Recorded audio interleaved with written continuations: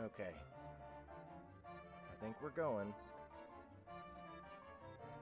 What's up, everybody? It's me, Jeff. This is Sound Booth Theater Live. This is awful. See, I had an echo going on for the monitor. How's everybody doing?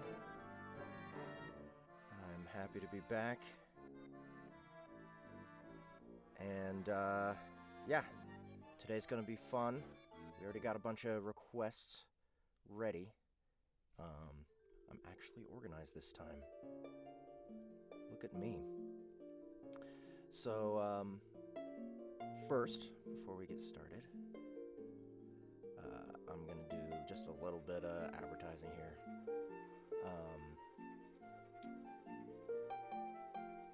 We got Jake Bible's Stone Cold Bastards still available. Man, maybe can we turn down the music a little bit? Or is it too loud? Maybe at 12. I should turn it down my headphones too. There we go. That's way better. So yeah, Stone Cold Bastards is still available. It's gargoyle urban fantasy, and it's really kick-ass. It's one of my favorite productions I've done. Jake Bible is this is our first novel together, but we're also going to be... Oh crap! I've got Dawn's book up somehow. Let's see. Change that. Oh no. Okay, sorry guys. So we have Everrealm coming up. It's a lit RPG by Jake Bible, but so we did Stone Cold Bastards together first. So you guys really should check that out first before I get started on Everrealm. Jake is a really good author. Fast-paced, fun, funny, and tight. So also I would like to pimp out Hell's Rejects and Fire and Brimstone, which are out now. What is going on? It should be a smooth cut. Let me try that again. There. See? That's much better. Okay. Still getting used to the new program. Anyway, Hell's Rejects, Fire and Brimstone, now available on Audible. I just finished. All the production has finished for The Devil's Due, which is already out on Kindle if you can't wait. But Devil's Due is going to be hopefully published tomorrow. I think we're still waiting on the audiobook cover to be finished. But what's not playing for you? Oh, the stream, sorry. This is yet another space opera by M.R. Forbes. His first one was Starship Eternal, which actually Jeffrey Kafer narrated, and he did an excellent job with that. But then I also did M.R. Forbes' second space opera, which is actually a trilogy that's finished now. And Podium will be releasing, Tides of War, anytime now. But Hell's Rejects, Fire and Brimstone are part of the Chaos of the Covenant series. This is his third space opera, and he just keeps getting better. M.R. Forbes just continues to improve as an author, and really tightens up his storytelling chops, and just makes really fun, romp-like experiences, or at least seems to be his specialty. It's like, I feel like all of the things that he's learned from all of his books previously kind of get mashed into this series, and it's actually, he's spitting them out so fast. I'm going to start on book 4 next month, and he's got a book 5 already planned. I don't know how long this one's going to go, but I hope it goes a while, because the story's really fun, and I just love having the opportunity to work with an ensemble cast like this. It's all about the crew. It's all about the misfit crew, the rejects from hell. So yeah, go and check those out if you haven't already. It seems like they're flying off the shelves. And people are really liking them. We need reviews though. need reviews. We got 2 reviews that are this big on Hell's Rejects, so hopefully we can get those in sometime soon. That's my little bit of advertising out of the way. And now, let's get on to... I need to figure out how to... There we go. So now let's get on to the requests. Now, first one up is Don Chapman and Matthew Ferraz's Know Thy Enemy. Which, let's see, what was it? Did you say it was coming out in October? Don? This is chapter 4 of the novel. I've already gone through the first 3 chapters on this show. The first one I did in Boston at that park, and I think the last 2 Sound Booth Theater Lives I've done bits of Know Thy Enemy. So this is probably going to be the last one. Just because I don't want to spoil too much for you guys. You need to go buy the book when it comes out. It's also on Royal Road at the moment. But, yeah, so this one, it was a collaborative effort between Don Chapman and Matt Ferraz, and apparently this is one of his first chapter, I guess. Matt's first chapter. Pierce? Is that someone we've met before? I can't remember. So, yeah, here goes. Oh, I guess if anyone's new, you haven't already delved into this book, so far, okay, it's a lit RPG, and so far we've kind of jumped around to different groups of people. The first group of people, they were out in space, I think on a space station of some kind, or maybe on a different planet, I can't remember. But it seems like their culture was centered around this game as a rite of passage for young people and for warriors, and like transitioning from young people to warriors. Something like that is a little esoteric. But then the second chapter, we ran into a couple guys that seemed like they were from Earth. It's never really made clear. But one of them was in a wheelchair, and they got involved with a first-person shooter type of game. So I think they're like training in there to become soldiers. Sorry if it's a little cloudy. It's been a while. I'm trying to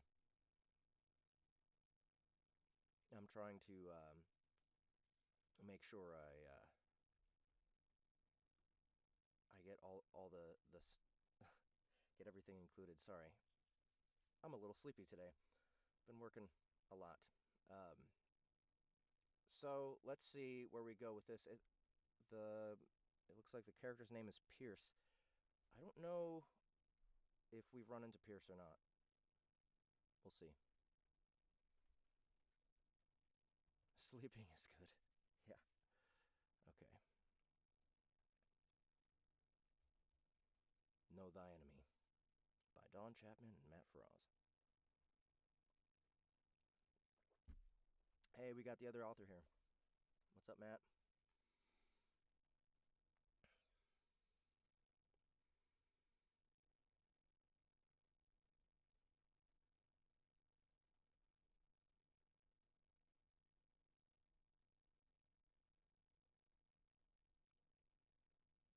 All right. I'm guessing these kids are Americans.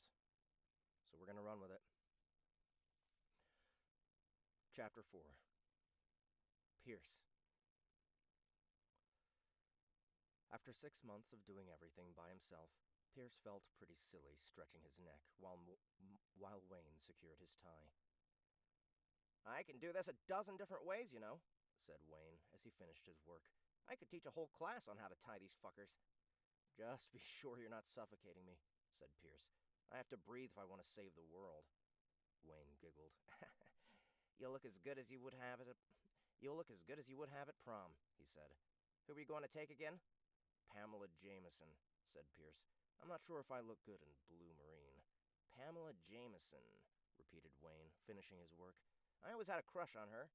In fact, I had a crush on almost every girl in our class. She actually went with—" Pierce interrupted him. "I'm not sure I look good in blue marine," he said again. "It creates empathy. That's what they said. Gives people the impression you're one of them." They both stayed silent. Pierce looked at his face in the mirror. The scars made him look like the evil sergeant in Platoon. Uh-oh. Pierce and Wayne...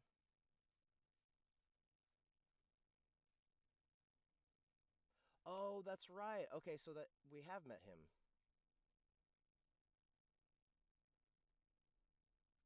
Okay, Pierce and Wayne. These are the British guys. Okay.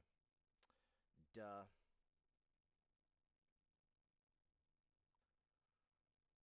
I'm gonna start over then. That's silly.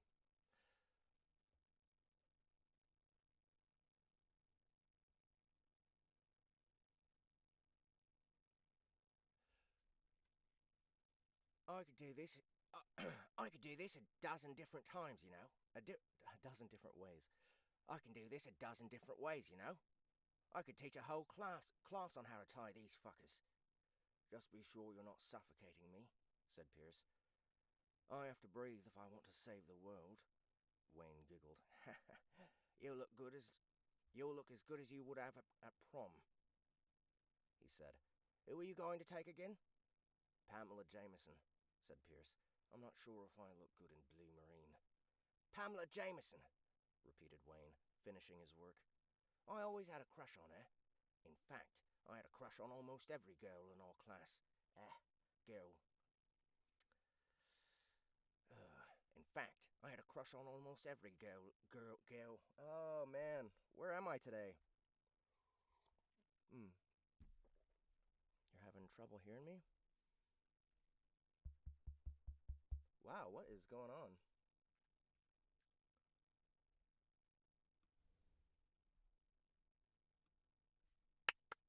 Whoa. Hello, hello. Hello, hello. Oh, there we go.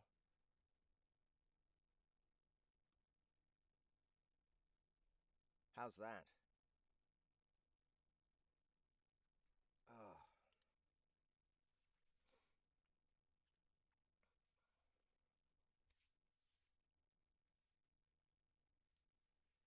How does it sound now? Is that better? I think I turned down the wrong thing. Still the same. Damn. Why is this happening?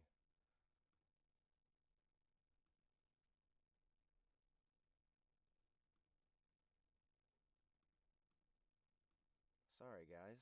I did not realize it was that bad. But I can't figure out what to do here. Everything seems normal. How's that?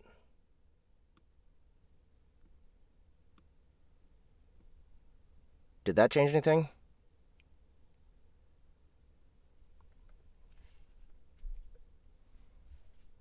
Much better. Here we go. Okay, that's what it is. I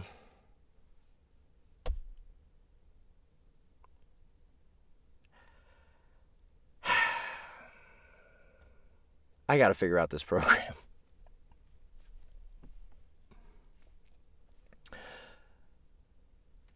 Now do I need to turn it down?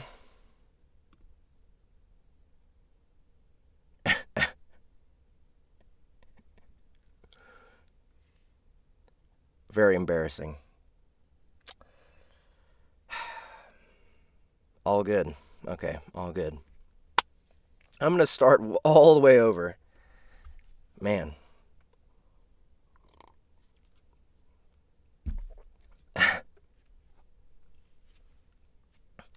Okay. Know Thy Enemy by Don Chapman, Matt Ferraz. I feel like I need to just kind of start over the whole explanation. Well, thankfully, I was being an idiot while it was super quiet and you couldn't tell as well. But Know Thy Enemy is a lit RPG, and so far, the first and second chapters, we've run into two different groups of people.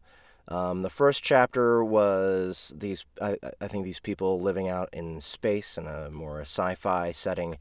Um, I'm not sure if they were on a base, like a satellite out there, like a, I don't know what they call those, spaceport or something, or if they're on a different planet, like they've colonized a different planet. But it seems like their culture is kind of centered around this virtual game, and it's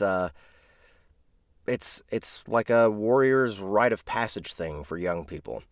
And then in chapter 2, we ran into Pierce and Wayne, who, right, okay. Matt Ferraz says Pierce is from Earth, Drake is from another planet, right. So Pierce is a dude on a wheelchair. He's, from chapter 2, it seemed like they were from the UK, so I'm gonna be giving them accents. I hope I did okay for chapter 2. I had to work out some kinks just now, and thankfully, I screwed up the audio and it was very quiet. So, yeah, so we're back to Pierce. Chapter 2 was Pierce, Chapter 3 was back to Drake, now we're at Chapter 4, back to Pierce. And these guys, so Pierce is in a wheelchair, him and his friend playing more of an FPS type of virtual game, but it looks like they're training to actually become soldiers. So it's kind of similar between the two cultures. They're like in two different places, but they still have like this virtual game that leads people into becoming warriors. Okay. Chapter 4. Pierce. After 6 months of doing everything by himself, Pierce felt pretty silly stretching his neck while Wayne secured his tie. "I can do this a dozen different ways, you know," said Wayne as he finished his work. "I could teach a whole class on how to tie these fuckers." "Just be sure you're not suffocating me," said Pierce. "I have to breathe if I want to save the world." Wayne giggled. You'll look as good as you would have at prom," he said. "Who are you going to take again?" "Pamela Jameson," said Pierce. "I'm not sure if I look good in blue marine." "Pamela Jameson," repeated Wayne, finishing his work. "I always had a crush on her. In fact, I had a crush on almost every girl in a... That's a very difficult sentence for me. In fact, I had a crush on almost every girl in our class. I'll let it go. She actually went with... Pierce interrupted him. "I'm not sure I look good in blue marine," he said again. "It creates empathy. That's what they said. Gives people the impression you're one of them." The evil sergeant... They both stayed silent. Pierce looked at his face in the mirror. The scars made him look like the evil sergeant in Platoon. He remembered his grandfather showing that movie to him on his old TV, to show young Pierce that becoming a soldier might not be such a good idea. "Shall we go, then?" Pierce asked. "Are they downstairs yet?" Wayne walked to the monitor and pressed the button that activated the front door security camera. "I see a black limousine," he said. He pressed another button, switching to another camera. A bunch of soldiers in the lobby. A bunch of soldiers in the lobby. A guy and a girl. She's holding a flower basket, the kind they used to bring to funerals. Very funny. No press? Not that I can see," answered Wayne. Do you think I should have worn a suit as well?" Pierce was already by the door. "Just to accompany me downstairs?" "Why bother? Are you coming with me, or are you going to stare at the monitor all day?" "That girl was really hot," said Wayne, still looking out. "You are one lucky son of a bitch. Did you know that?" "Well, maybe if you work hard and stay focused, one day you might have your own body shredded into pieces," said Pierce. "Shall we go?" As part of the contract he had signed after selection, Pierce couldn't talk to reporters the week before the game. Apart from Wayne, no one knew his address, and even his agent couldn't could only contact him by video message. He called many times during the first month, as every game company on Earth was offering millions for his endorsements, and most talk show hosts would have died to have an exclusive interview with him. However, now that the game was about to start, the contract stipulated that he would have to give a press conference and pose for photographs. Pierce didn't like the idea of abandoning his training at this critical moment, nor did he care for publicity, but it didn't seem like he had much of a choice. "So, what are you going to do while I'm out?" Pierce asked while they waited for the elevator. "You know what? It might be better if I use the Royal Road link, because using this dock is just really small print for me. Let me see if I can find that."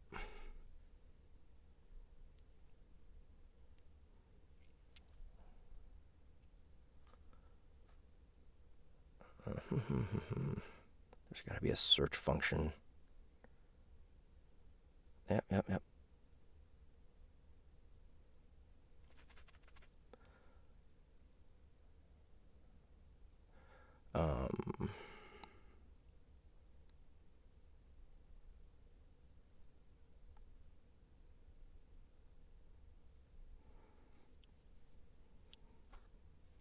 Here we go.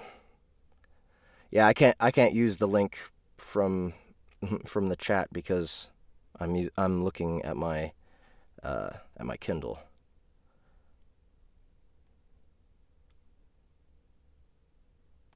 And where's the table of contents? Here we go.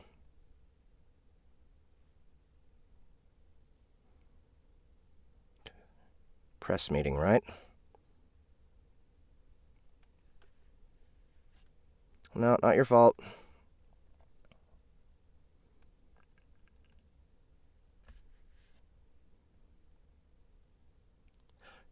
So, what are you gonna do while I'm out?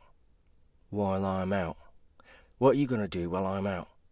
I don't know why I'm having such trouble today with my accents. Pierce asked while they waited for the elevator. "I have a pile of games waiting for me," said Wayne as the elevator doors opened and they got in. And I also have to catch up with my porn. So I'll either be playing with myself or playing with myself." Pierce burst into laughter. "Only you could make me laugh in this situation." "Oh, man, I have to be serious now." Wayne laughed with him. "I'm sorry. The joke was too good to pass." The elevator doors opened. The lobby was taken by security guards. One tall man in a suit with a face that had clearly gone through a number of plastic surgeries stood in front of the elevator waiting for Pierce. The woman with the flower basket stood at his side. Her long, dark hair reached the middle of her back, and she wore a tight vinyl dress that displayed generous cleavage. Pierce couldn't tell if she was there just to give him some flowers. After a moment of awkward silence, he whispered to Wayne, "What now?" "Now you go out there and do your thing. And you better do it well." Pierce held his breath and pushed his wheels out of the elevator.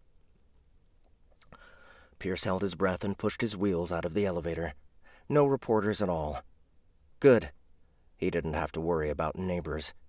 His family owned the building, and he had evicted everyone else before moving in. "Good afternoon," said the man in the gray suit, offering his hand for Pierce to shake. "I'm Roy Wilkinson, and I'm here to make your trip as pleasant as possible."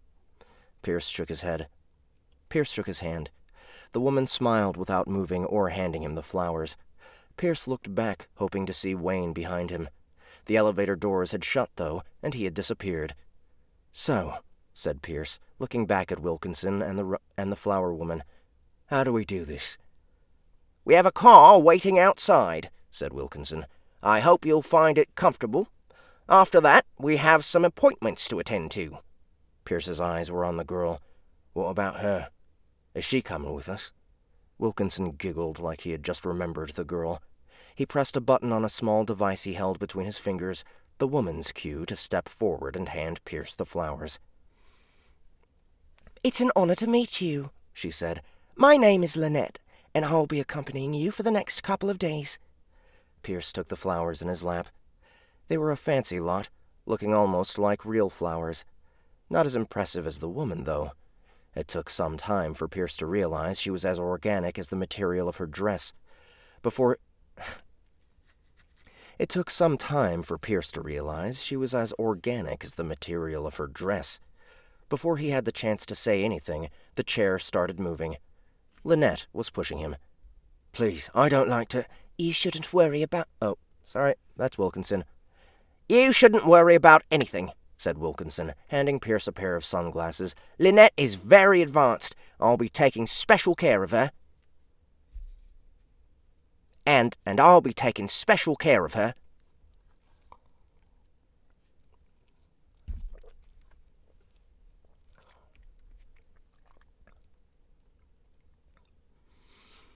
Just as Pierce put his sunglasses on, the automatic front doors slid open, and for the first time in months he experienced the heat from the outside.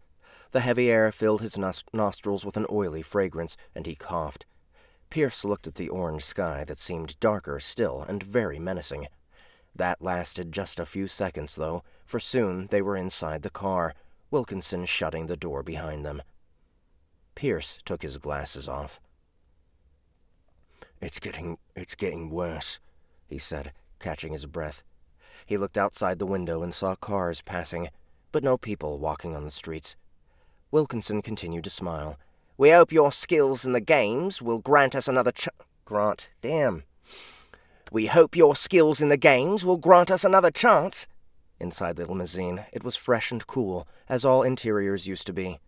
It was a heavy vehicle, completely shielded, of course, with a minibar and a TV. The seats were covered in gray leather, and one of them had been removed to leave space for the wheelchair. Lynette parked Pierce there and sat by his side, picking the flower basket from his lap and putting it on the floor. As the car drove, Pierce realized how scary it was to be in a moving vehicle again. Apart from the ambulance and a cab ride from the hospital to his home, Wayne refused to learn how to drive. His freshest memory of being in a car was the accident. Sure, he had driven a lot of cars and tanks in the virtual world and crashed most of them, but the only stakes there was that he would lose a few life points.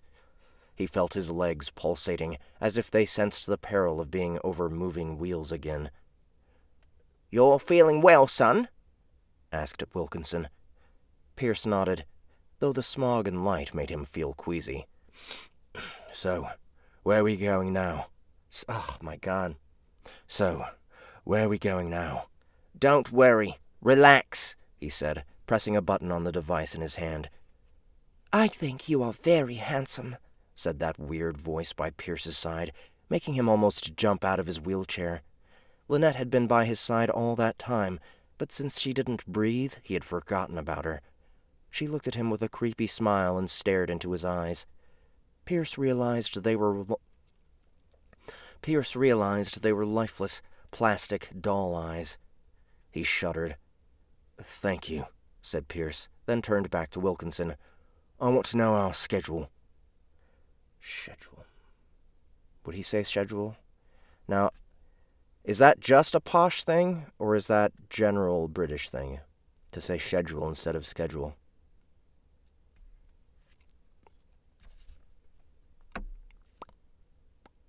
Where'd it go? Where'd it go? There's. Wilkinson pulled a pad from his pocket and read it.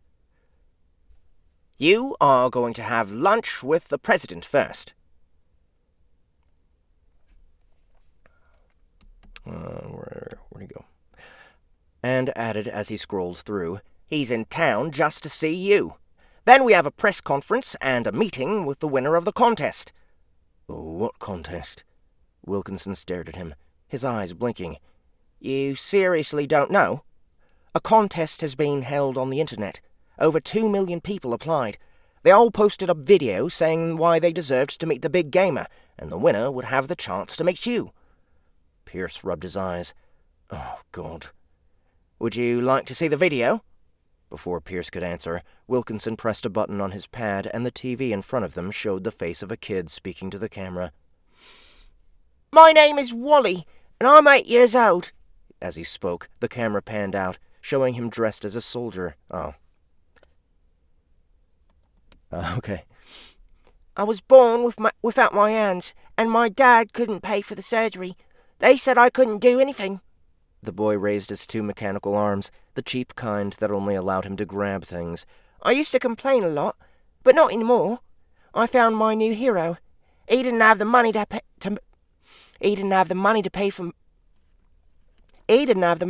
for new legs, but he's going to save the world anyway. Shut it off, said Pierce. Now. Wilkinson pushed the button, and the boy was gone.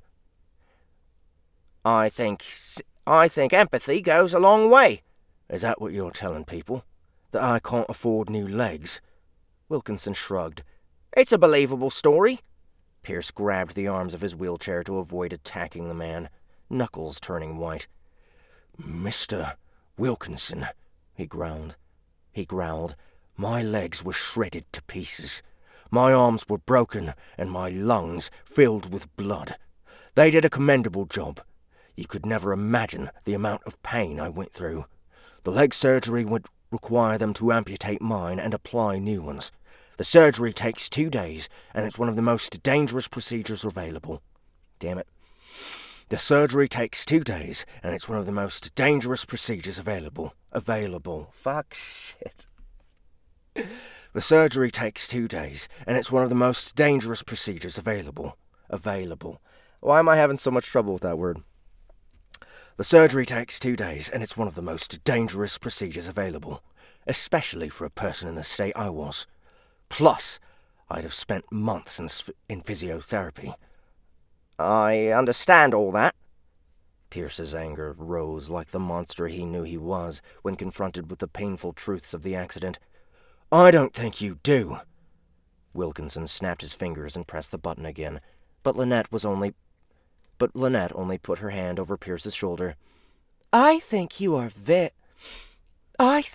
very handsome, she repeated in the same tone of voice as before. Shit, Wilkinson cursed and pressed it one more time. I'm incredibly well built, said Lynette in a voice that was trying to be soft and sexy, but wasn't. I believe you'd be surprised. Oh, shit. Pierce hit his face in his palms. You can't be serious. She's a prototype, Wilkinson explained. One of our sponsors thought it might interest you. Shut up and grab me some juice, would you? Said Pierce. Wilkinson almost pressed the button again, but instead he opened the minibar and got Pierce a plastic bottle of juice. After the meeting with the winner, he continued, you'll have a couple of hours to rest.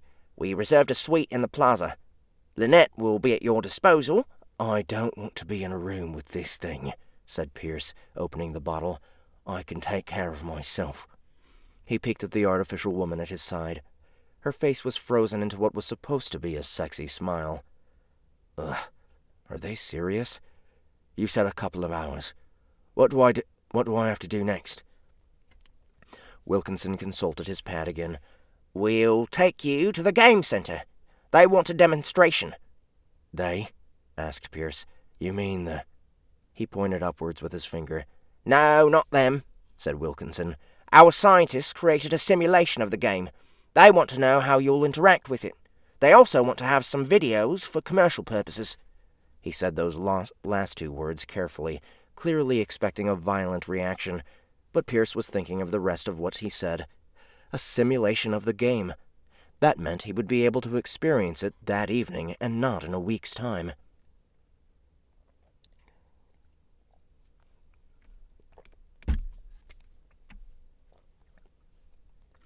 Can we cancel everything else? The president, the kid, the whole deal? Yeah, right, said Wilkinson. Anyway, before going back to bed, you have a photo session. I said cancel it, repeated Pierce. Get me to the hotel. Get me a gaming system. If you can't find a decent one, take me back to my apartment and pick me up at the end of the week. And don't bring Lynette. Are you out of your mind? Said Wilkinson. Do you have any idea how much is at stake? This is not... Pierce's glare shut Wilkinson up. I'm going to save this species, all of it, including the President, including you. It seems to me that I can call the shots, doesn't it? What are you going to do? Revoke my contract? Wilkinson mumbled for half a minute before being able to make sense. This is not all about you. Even if you finish off the Maxwells before breakfast, there are economic issues regarding who's going to build the ships that will take us to a new era... Crap. Oh. My stool's kind of, not on stable ground. I'm on a pillow, so it doesn't make any sound.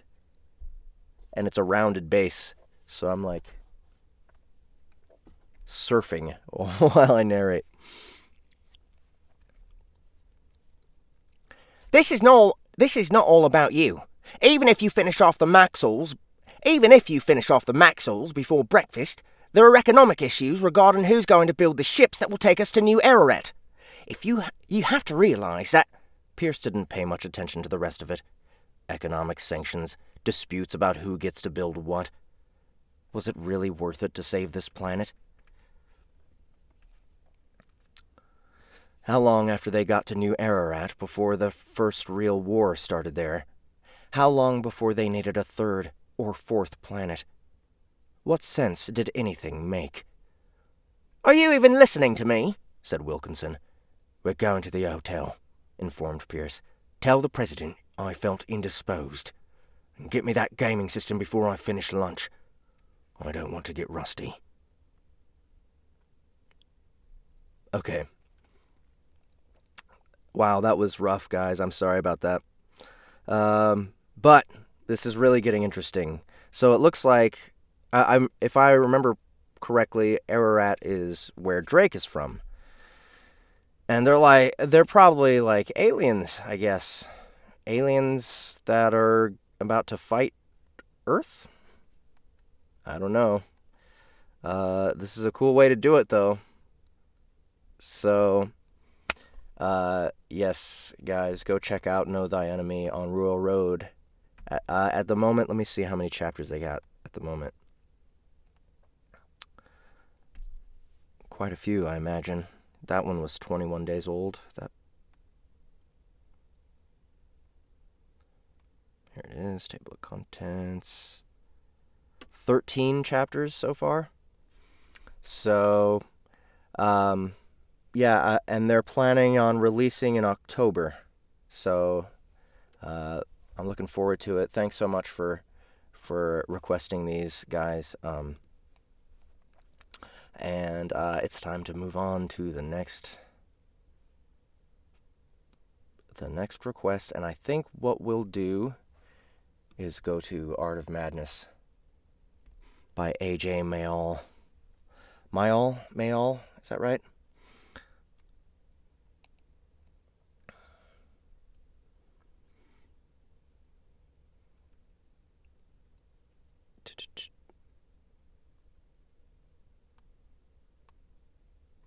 Mayall woohoo! Alright. So we got chapter 1 from The Art of Madness. Mayall, right. I'm trying to remember. I need to go look at the synopsis again. I did look it over once, but that was like last week.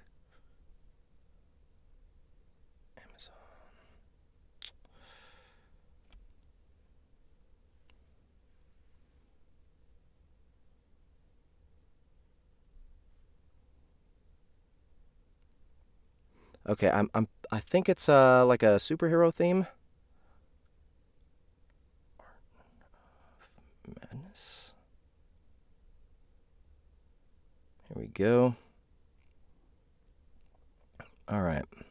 Phoenix McGee became a detective to show the world he was mature, reliable, capable of running his own life and business. It's just a shame he can't be It's just a shame he can't adult his way out of a paper bag. Urban fantasy with some superhero elements. Okay. On the verge of losing everything, he takes on a simple case of suspected adultery.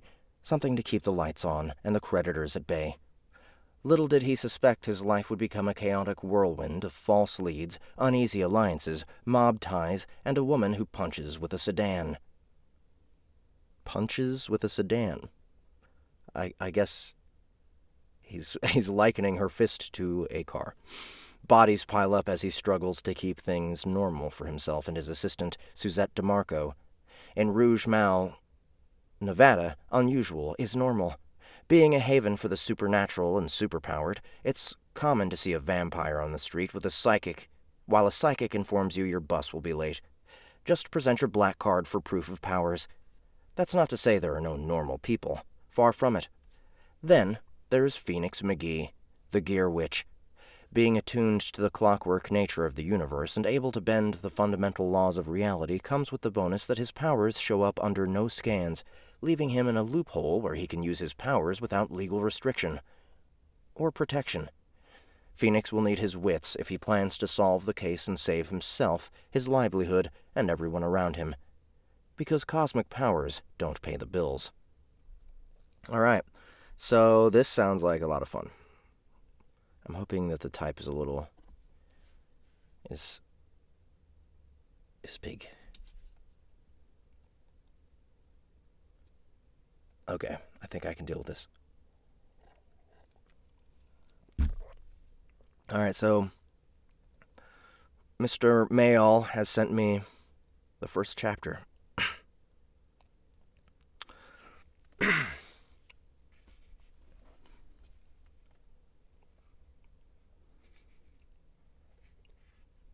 The Art of Madness. Chapter 1. "We have a case!" Phoenix exclaimed as he opened the front door to McGee Investigations, raising his hand for a high five. "About damn time, McGee," said Suzette DeMarco, his assistant, confidant, and best friend, passing him by as she entered and leaving the hand hanging. The slender, 6.5-foot-tall redhead shrugged with a grin, sliding his hands into his pockets. His attire was simple, a white t-shirt, slightly baggy jeans, well-worn sneakers, and a little too much hair gel. Yeah, that looks about right. She had met plenty of guys like him in her brief stints as a model. Looking at what she was wearing, it was hard to imagine her on a catwalk. The high-collared gray dress was practically dowdy. Her appearance was only modernized by her thin-framed glasses and her hair in a haphazard bun. Phoenix thought she resembled what angry librarians claim their final form to be. "Come on! We'll have a new investigation beyond the weekly insurance claims." What? "Come on! We'll have a new investigation beyond the weekly insurance claims. Husband suspects an affair." "Oh, so you might be ruining a marriage." "I'm in." Phoenix scowled, trying to lighten the mood. "We might save it, you know. At the very least, we could maybe make a new ad from a happy customer." Suzette looked at him, nonplussed. "I'm still not giving you a high five. Not before my coffee." In his 23 years, Phoenix McGee had learned a few things. 1. No matter what life handed you, try to find the positive. There were already plenty of people who were dark and dour in his line of work. 2. A friendly smile and a bit of wit could fix nearly any situation. 3. Suzette can't be held responsible for manslaughter if it's before her morning gallon of coffee. "Fine, be that way. The client will be here in a few hours. Once we get his paperwork filled, put it into my B pile after the insurance cases. We need to keep the lights on, after all. I'm certain your grandmother will understand." "I hope so. She's been messaging me about when you'll pay her back for the loans on this place." He looked around the office. Filing cabinets were half extended out, plastered with sticky note reminders about bills. "When are you seeing her next?" "Tonight," Suzette said, pouring herself a cup of coffee. "Dinner at the hotel." "Tell her about the new case, and the insurance companies still need to cut me a check for last month. I'm not letting her take this place." "Will do, boss."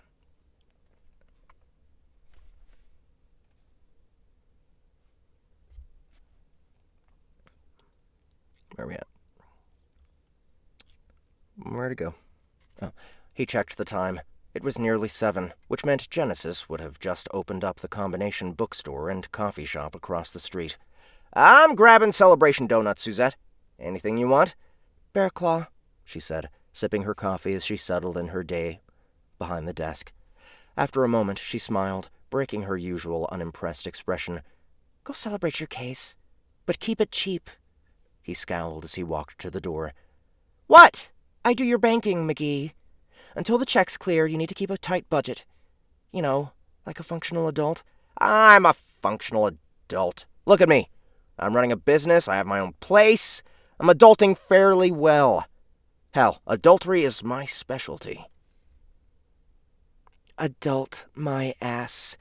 You sleep with a stuffed animal. You leave Bouncer out of this. Suzette pointed to the door, chuckling. Don't forget my donut, you goddamned man-child. I always thought of myself as more of a rascal, he said, opening the door onto the streets of Rouge Mall, leaving McGee Investigations and quickly crossing the street to the Books of Genesis. He heard the familiar ring of the bell over the door as he entered, calling out to his friend and neighbor, curious what color her hair was today. When he turned to face the counter, he paled. 2 robbers had guns pointed at the rainbow-haired woman behind the counter. Genesis trembled. Phoenix sighed. And here I thought the morning was going so well. That could be better. And here I thought the morning was going so well. The 2 men faced the tall, gangly redhead. One kept a shaky gun trained on the barista. The other pointed his pistol at the interloper. "Wallet! Now!" was all the larger of the 2 said. Phoenix raised his hands and motioned to his right. "Back pocket. Take it. Don't shoot." His detective instincts kicked in, memorizing the robber's features. Caucasian, no visible tattoos, couple of facial scars, brown hair, cut short. He was about 6 foot, which made him shorter than the detective. His skin was pale, which meant out-of-towner or night owl. Living in the Nevada desert meant a lot of sun, and even Phoenix, with his Irish heritage, had a faint copper glow to his cheeks. The robber's partner kept his gun pointed at Genesis. The shorter robber was scruffy and twitchy, the more dangerous one to upset right now. Phoenix was willing to take a bullet, but Genesis? Never in a million years. The larger thug fished out the wallet and flipped it open, pulling out a handful of small bills. When he spied the investigator license, he said, "Private Dick. Get the cash, fast!" The twitchy one jerked his gun toward Genesis, who opened the register wordlessly, her eyes focused on the gun. "Does he have a black card?" Twitchy asked, emptying the bills into a duffel bag atop rare books. "Don't see one. His ID don't have him registered either." "Good," said the smaller man, pulling his gun back and rubbing the top of his head with the butt of it, backing away. He trained his gun on the redhead as he and his larger accomplice exited for an armored van. Phoenix kept his hands up as he asked Genesis, "They in the getaway car?" She turned her head to check through the small window near her coffee station, nodding to Phoenix a moment later. "Good. My turn." Phoenix closed his eyes, extending his senses from his body to throughout the room. Extending his senses from his body to throughout the room. He focused his will, being flooded with an intrinsic knowledge of the nearby space, every machine like a ley line to him. Time seemed to thicken, every instant stretching out. He felt the pull of gravity, the thrumming spin of the planet. His attunements were a little rusty, but it was like riding a bike. The patterns were all around him, from the computers on the counter to the data flowing and visible in the air, all interconnected, all able to be manipulated. He breathed in, savoring the metallic flavor the air took when he used his abilities. White-blue energy coursed around his arms and fingertips. The faint sound of a clock ticking was at the edge of hearing. Genesis watched from the window as the glow enveloped the van, intensifying under the hood. She saw the robbers panic as the engine wouldn't turn over and the doors wouldn't open. The redhead lowered his hands and took his wallet from the counter. "Call the cops. Tell them robbers are having technical issues with their vehicle and are detained. Iced decaf mocha for me, large. Bear claw. How's it look outside?" They're freaking out. They're freaking out. The hood of the van is on the sidewalk, and you've got so many wires and tubes waving in the air, it looks like the scene from The Thing. You know, after the part when the ribcage opened? After the part when the ribcage opened? So, this thing you do. It's not technomancy, right? She stared out the window while reaching for the phone. "I'm just a guy with a few tricks he can do." There was a loud thud at the door. Something wandered in. "Gee, I wonder who that could be. Let's find out."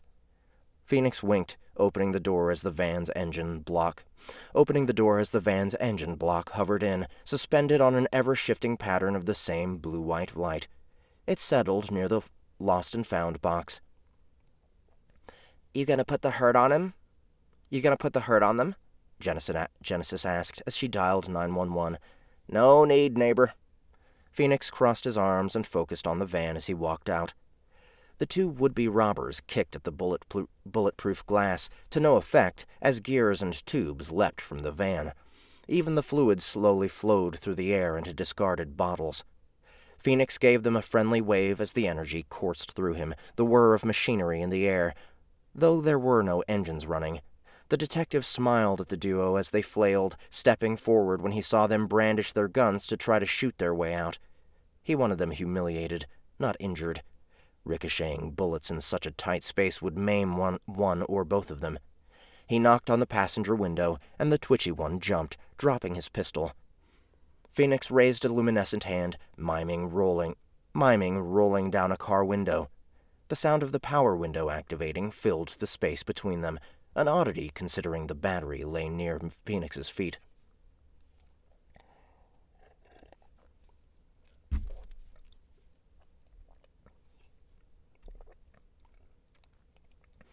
"The money in the books, please," Phoenix demanded, hand reaching out to collect the stolen goods.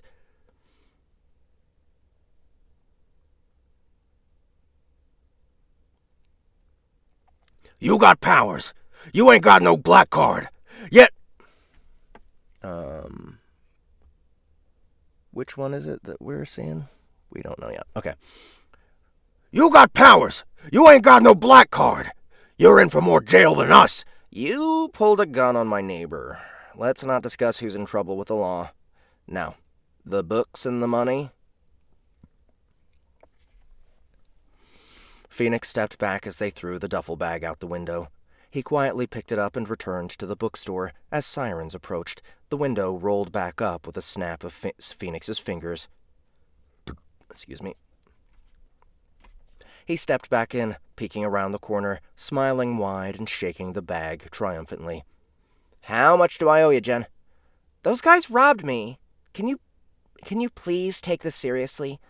"Well, here's your stuff. I only had about $20, so the rest is yours." McGee,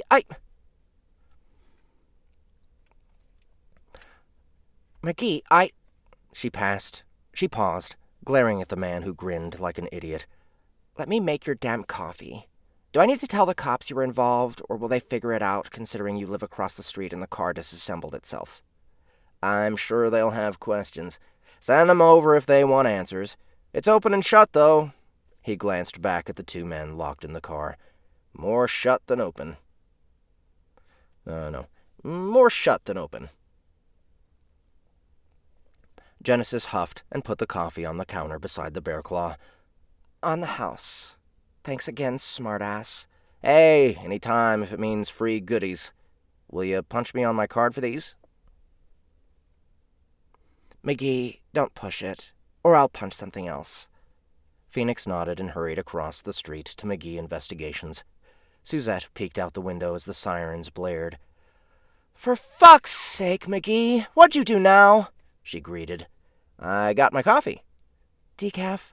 "Yep." "Blasphemy. You look like crap, you know. You need to clean up for the client." "Well, I haven't had my coffee." "Decaf isn't coffee." She peered out the window again. "Tore their car apart, too. What, was Jen getting robbed at gunpoint or something? Phoenix averted his gaze. Suzette leaned forward, eyes wide. No way! Is she okay? She's shaken, but she'll be fine. Upside of an armored car, it's a jail cell. I power-locked them inside and lifted the engine block out. It's simple enough to put it back in. There's nothing easy about putting in an engine block, Suzette scolded. Never said it was easy. I said it was simple. Now, you have a file on the new client? Yeah. Get ready. I'll hold down the fort. Did you at least get my donut? Phoenix climbed the stairs double time, mouthful of bear claw. Can't hear you. Getting ready. See, I'm a professional, she grumbled. Professional slacker, maybe? Suzette was thankful the police were quick to arrest the two men who accosted Genesis. That a wrecker took away the armored van and its many disconnected parts before their client, Jeremy Benton, arrived was miraculous. When she invited him in, she found he was a fire plug of a man with thick cheeks and thicker glasses. Fire plug. He stood in the small office that was more like her second home. A set of stairs led to Phoenix's loft ahead of him. Her desk was to his left, and the waiting lounge with a flat-screen television was to his right. On a nearby wall, a set of newspaper clippings documented recent escapades. Private investigator foils mob takeover.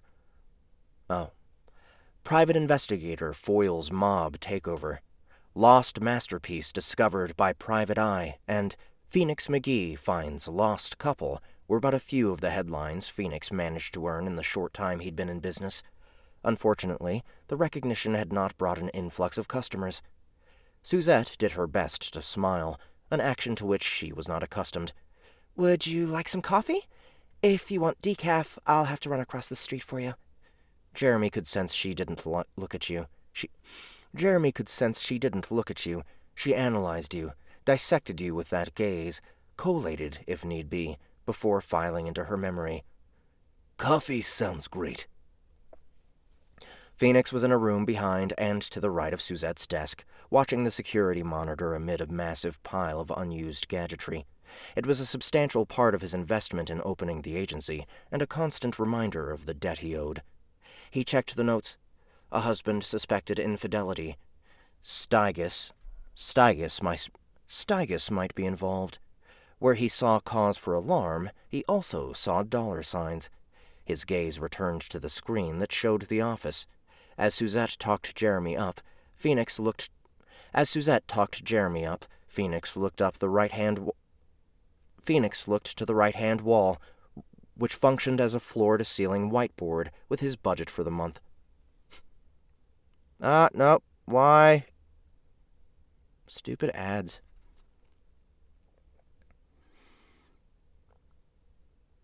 Where to go?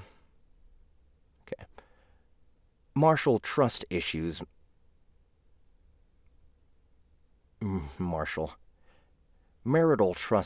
meant a rich field to harvest a commission. He could get in the black if he upsold the hell out of this case.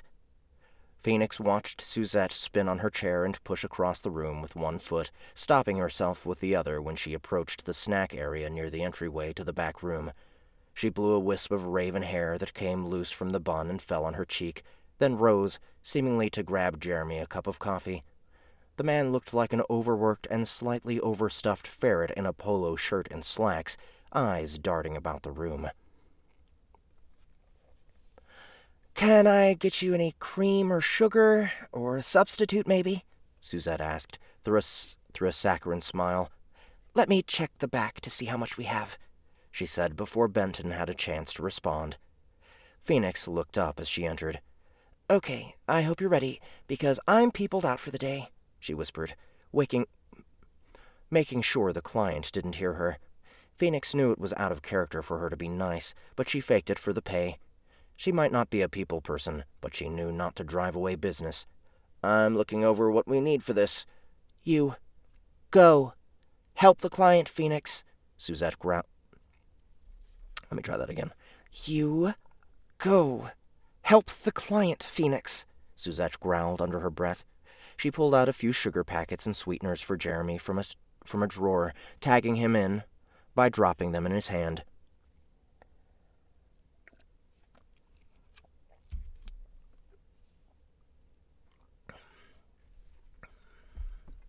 I'm a little confused.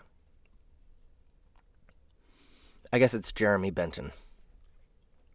He calls him Jeremy, he calls him Benton sometimes. Okay. Phoenix strode past her, shoulders squared. He gave Jeremy his coffee in a mug emblazoned with... He gave Jeremy his coffee in a mug emblazoned with a picture of the Vatican. "Mr. Benton, I'm sorry for the delay. Please, tell me why you need my help." Phoenix ran his fingers through his hair, wiping off excess gel on his jeans. A moist paisley pattern appeared where his fingers gripped the denim. "Your first move. Hand the coffee to the client. You can't say no to the guy who gave you your coffee." "Hook." "Well, my wife, Margaret. Things haven't been normal lately. She's stayed late at work. Something about side projects.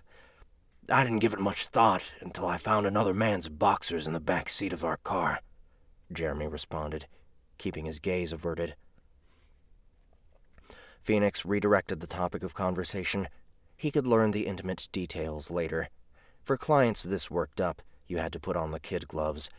"You work for..." He paused as he reviewed the files Suzette had prepared. "Prescott Electronics. I heard about your buyout a few weeks back." Benton relaxed a little.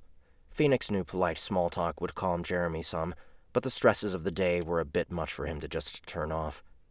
He sat, holding the mug with a meek smile. "It's been a change on all fronts.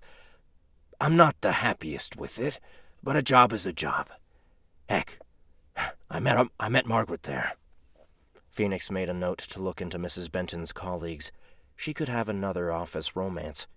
He reviewed the file once more and sat near Jeremy, smiling kindly. Phoenix placed his left hand on Jeremy's shoulder and leaned in, raising his eyebrows as he did so. "Follow the first impression with secure and comforting body language. Line. We'll get to the bottom of this, Mr. Benton, but you need to ask yourself if you're sure you want to know the truth." He gave the shoulder a few pats as Jeremy shook, fighting back tears. "Trust issues."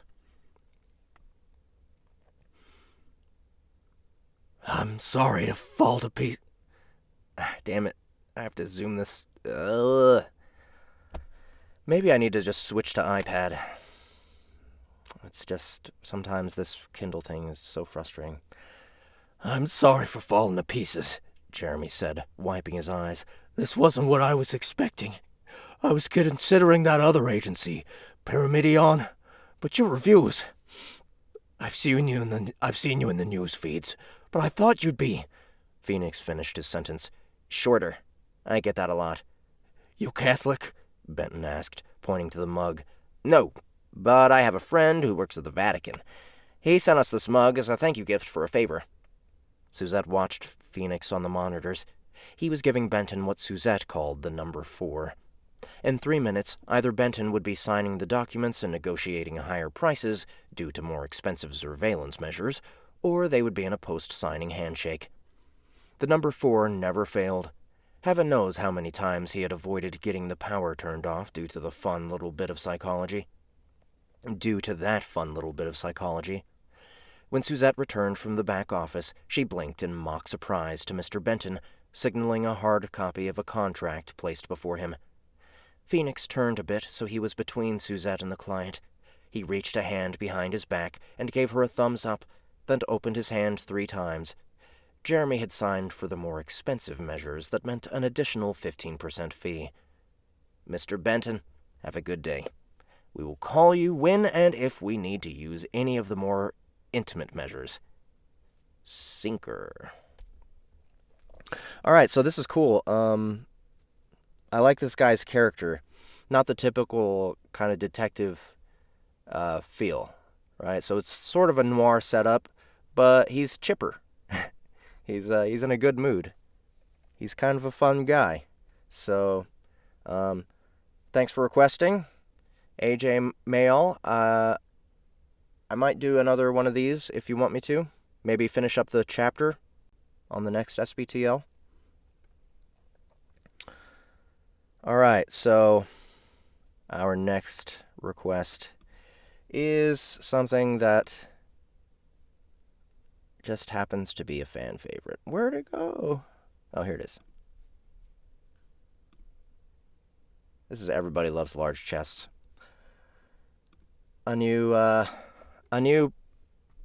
Nope, that's the wrong way. A new segment. I love this series. Nope, that's not the right one. Where are we at? Here we go.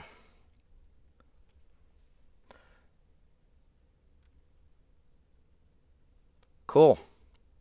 So, Mr. Mayall wants me to do another one. That's cool with me. Alright. Now, Everybody Loves Large Chests. I think last time we ran into this gnome. This is the picture of the gnome. Let me blow it up a little bit. You can see a little better. Ah, that's a little too much. There we go. This is the gnome. Very well proportioned gnome. When I think of gnomes, I think, stockier. But hey. Oh, what? Nope. Crap. There we go. We'll shrink it back down. There. So, I guess we'll just figure out where we are as we get started. Interlude. A neighborly chat. This is Everybody Loves Large Chests by Neven Iliev, if you didn't know.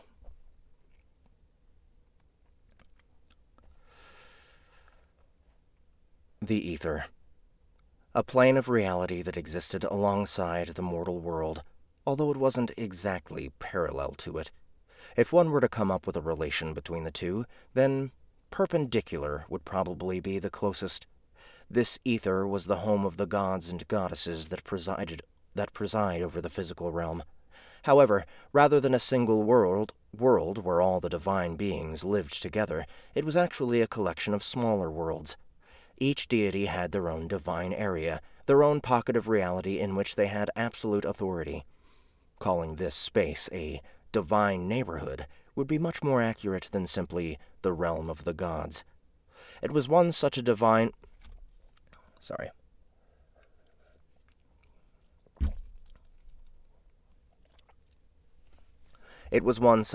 area that belonged to the god of chaos.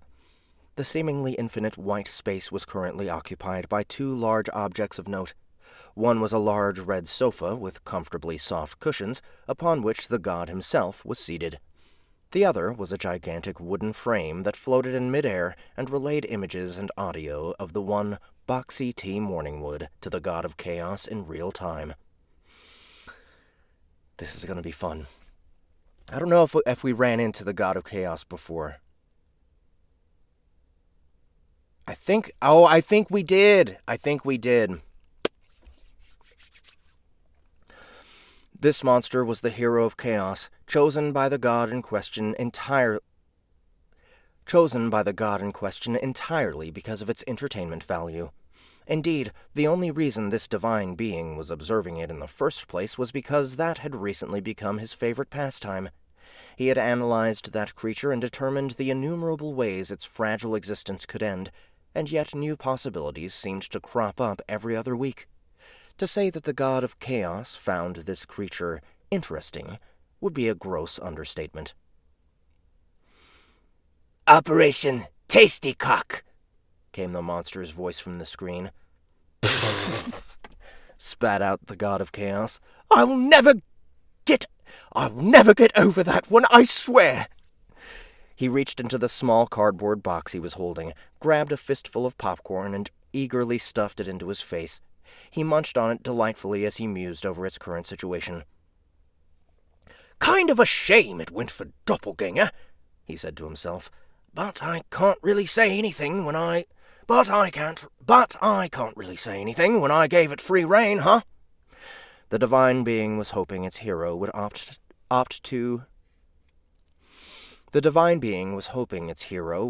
for one of the Queen Slime options for its rank up, but that unfortunately did not happen.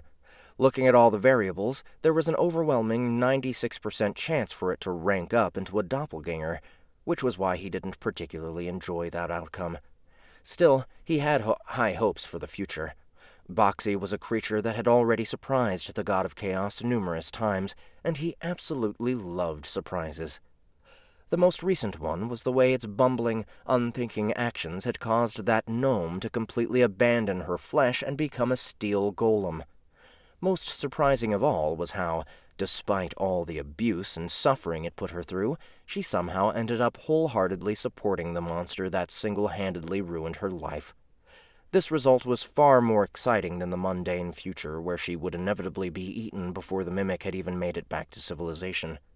The God of Chaos had to admit that his latest hero was already shaping up to be far more competent than that lizard guy he forced the title on a few years ago. Ka-clink. A loud sound like glass breaking echoed through the divine area. A series of cracks with a spiderweb pattern appeared in the air directly in front of the God of Chaos, as if the fabric of reality itself was being ripped apart. The deity sighed dejectedly, stuffed another handful of popcorn in his mouth, and got up off the couch. He stood in front of the cracks and snapped his fingers. I don't know what the chapters are. It's called Interlude, a neighborly chat.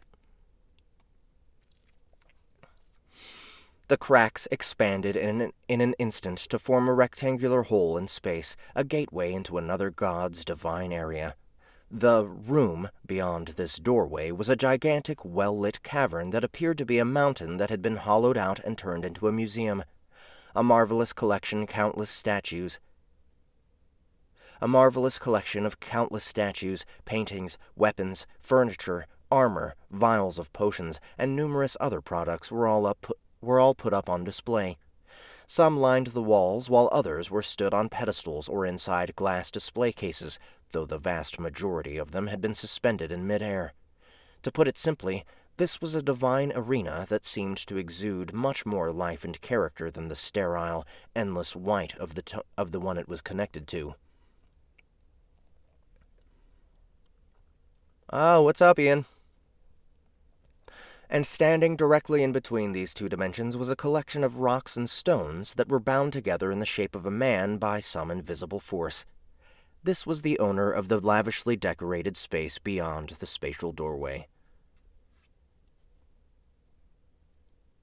"Ah, Goroth!" said Jimmy, recognizing the form of the Earth God, whose domain encompassed artists and artisans everywhere, a being that valued honest, hard work above all else. The god of randomness looked down at the box of popcorn with a sour face. The tasty snack had now become a cup of eels, something he had no desire to partake in. This sort of thing happened every time he had company, which is why he hated entertaining guests unless it was absolutely necessary. He haphazardly tossed the jar of crickets behind the sofa and turned his attention back to the other deity. "To what do I owe the pleasure?" "I must have words with you, Deacon," Goroth replied in a deep and rumbling voice that was so predictable and fitting that it made Charlie even more annoyed than he already was. "Well?" asked the pile of rocks. "Aren't you going to invite me in?" "Ah, right. Do come in. Have a seat. Take a load off. Please, do tell me why you insisted on slamming on my fucking doorbell on this fine day." "Easy there, Michael," cautioned Goroth as he crossed over the doorway. "That is no way to talk to your betters." "Yeah, right," thought Jimmy. "Betters." It was a little-known fact that the gods very rarely got along with each other. The vast majority of them were locked in a divine power struggle, a celestial game of politics and intrigue over which one of them would obtain the most followers. It was something that Riddick wanted no part in. He found the whole thing mind-crushingly dull and inane, so he mostly kept to himself, which was also why his following was practically non-existent. making him the most obscure god in existence.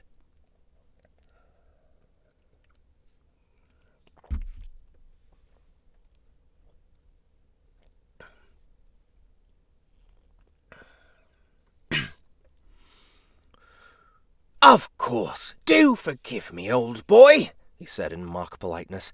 Honestly, where are my manners?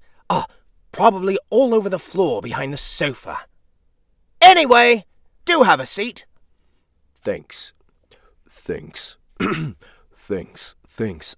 My deep voice is not working right now. Let me work it out a little.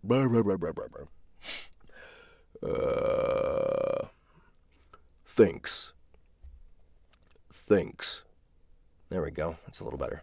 The pile of rocks deposited itself onto the couch, causing the piece of furniture to creak dangerously under the weight. Kelly similarly sat his fingertips next to him and forced a smile onto his fishbowl.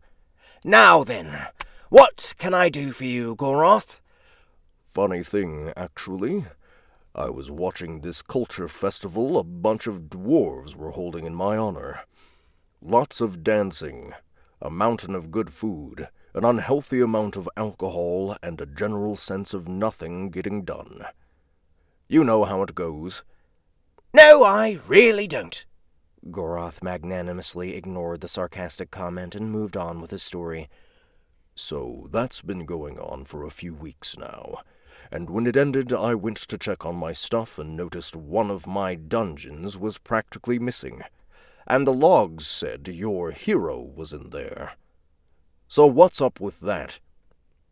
Dunno, said Ralph while shrugging his dinner plates. These things just happen. Really? They happen, do they? Of course they do. Uh-huh. So it just happened to walk into my dungeon and decimate it in a single day while I was otherwise preoccupied? Pretty much. Come off it, Martha, roared Go. It looks like he's got a British accent, too. Come off it, Martha, roared Goroth. I know you sent it there. I most certainly did not. I swear to you that I in no way told it to wreck your spire thingy.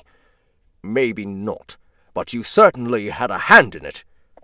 Kilroy sighed. This sort of mentality was why the god of probability had so few followers in the first place. Mortals had this bad habit of blaming her for every single bad thing that happened to them. Got mugged in an alley? His fault. Caught a debilitating flesh-eating disease that made their ears fall off? His fault. Got stabbed in the face by their wife for cheating on her? Clearly Timothy's fault. And yet they never once thanked her for all the good things that happened to them on a daily basis. Like how they weren't axed to death while being mugged, or managed to survive a stab wound to the face from their jealous spouses. Wait. Okay. I need to do that better. Like how they weren't axed to death while being mugged, or managed to survive a stab wound to the face from their jealous spouses. Okay, admittedly, those were examples of bad things not getting worse, but they were still favorable outcomes from Billy's perspective. Well, at the very least, that champion of chaos he created recently was doing her job properly. She actually sent a prayer of thanks to him for still being alive on a daily basis. Having such a dependable and dutiful subordinate was a breath of fresh air, to say the least. Now, if only this selfish rock pile could be more like her. Champion of Chaos? Is that the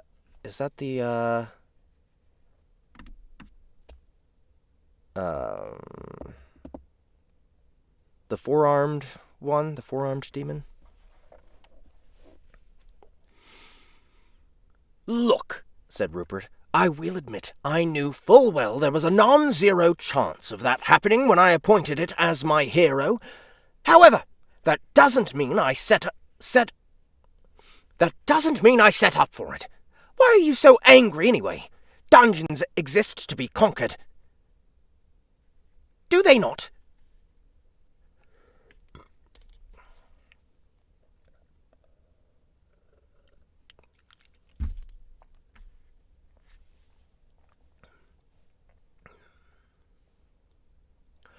Where'd it go? Testing mortals and rewarding them for their efforts was something of a hobby that most gods shared, so it wasn't uncommon for them to have a number of dungeons under their domain. This was also the reason why conquering most dungeons, while challenging, was not impossible. And while it was technically possible to construct a dungeon that was unbeatable, doing so would defeat the purpose of its existence. Conquered, yes, said Goroth with a nod. Completely demolished is another thing entirely. So this is about the missing dungeon core, is it? No, that's not it. If someone defeated my dungeon fair and square, then they have the right to do with the dungeon core as they please.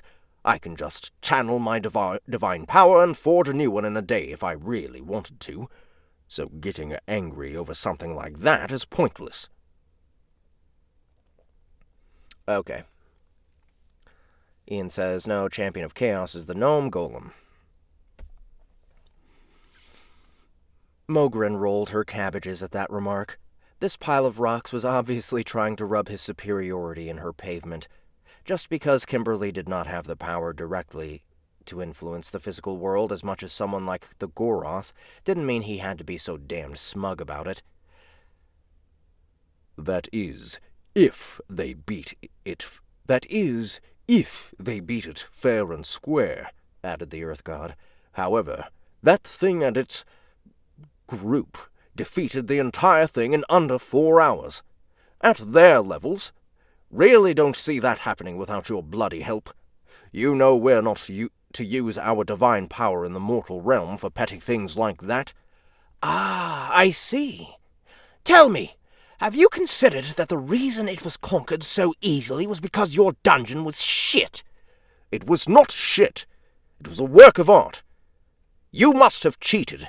Okay, look. Let's stop the finger-wagging and settle this like responsible deities. We both know a dungeon's logs hardly tell the whole picture. It was a fact that the dungeon's logs were rather bare bones. They did not describe what happened, but recorded what the outcomes of encounters were. They showed the when and where of who defeated what, but the how of the matter was not among them. The more reliable surveillance footage would have been lost when the dungeon core went bye-bye as well, so Goroth was mostly jumping to conclusions and talking out of his ass at the moment. I recorded that entire expedition, you know. I can play it back to you right now to prove I did not cheat, offered Ricky. Ha! As if I trust footage you've been handling. How do I know you didn't alter it in some way? All right, then. Let's call Looney in here to mediate. She'll see right through any illusions of what not I might have set up. Right? Surely Teresa would... That bitch is not setting foot in my house, bellowed Calvin. All right, calm down, said Goroth. The sudden outburst from Jerry had somehow quelled his own anger. Luna will do, okay. Ah, I do apologize for that, my dear chap. I just can't stand that two-faced bitch and... Yes, I know. I don't like her much either, though probably not to the extent that you do. Then I shall call Lunar over, if you don't mind. Please do. There was a moment of silence as Goroth sent a short, telepathic message to the moon goddess, she who presided over matters of magic, study, and knowledge. This was a common means of communications between the various gods, usually referred to as Gmail for short.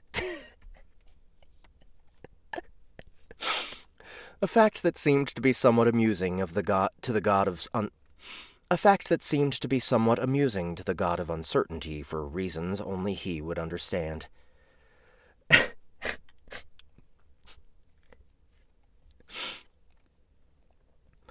She said she'll be here shortly, declared Goroth. Very good. I hope she helps clear this thing up. You know, you're one of the few gods I actually tolerate. I wish I could say the same about you. Oh, come off it. What did I ever do to you? You corrupted my previous hero, remember? A hero of Earth had the task of raising the bar for craftsmen and or artists everywhere. This usually involved pushing the limits of what could be expressed through artistic mediums or mastering one's craft and making it known throughout the world. In some ways, it was an undertaking much more difficult than simply slaying a dragon or two. One notable example was the dwarf Ulfgar Stormkeg, who single-handedly carved a face into the side of a mountain several centuries ago. A truly admirable feat that had taken him decades of work, although the identity of the one he immortalized had been lost to the sands of time. This had been a topic of debate among scholars and archaeologists for quite some time, although the general belief is that it was either the ancient dwarf's pet catfish or an unflattering representation of his ex-wife.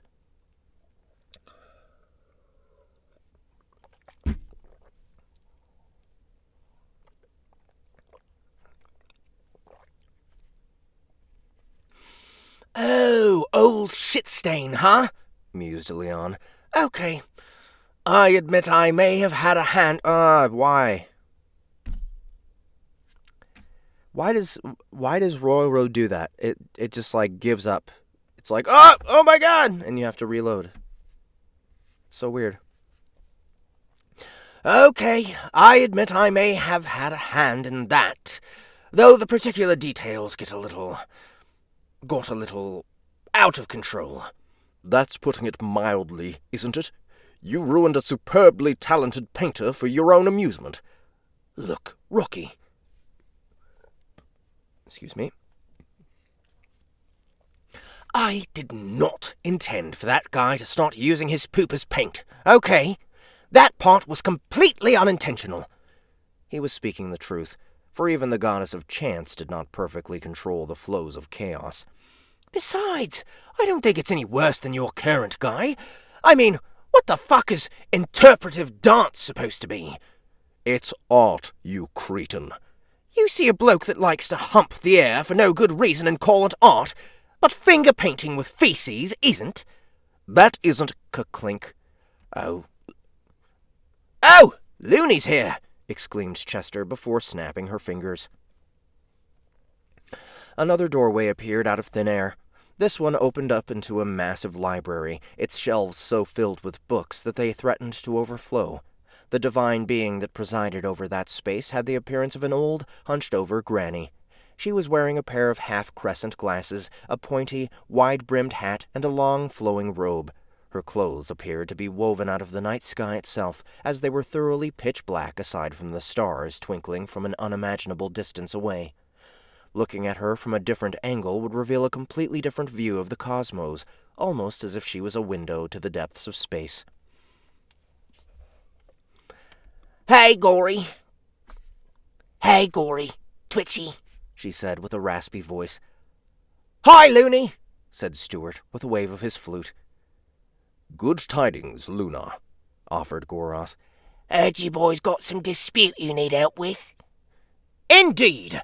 I'll be showing Rocks for Brains here a recording I took about a week ago. I'll be showing Rocks for Brains here a recording I took about a week ago, and we need you to confirm it's not being tampered with in any way. I see. Though I must say, this is unusual for you, Twitchy. What? Oh. I see. Though I must say, this is unusual for you, Twitchy. Oh, I see. This is about that amusing little box you keep talking about, isn't it? It is indeed. Nice. I've been curious to see if it's really as capable as you boasted over Gmail. That's exactly what I want to see as well, said the Earth God. Yeah, let's get this show on the road. Move over. The old woman roughly shoved the pile of rocks to the side and took a seat on the left side of the couch, next to Goroth. She sure seemed excited, considering she had very little to do with the dispute at hand. Eric was left on the far right, with Goroth in the middle. The god of possibility then snapped his pencils, and the floating screen started projecting a recording he had titled, How to Pwn a Dungeon 101.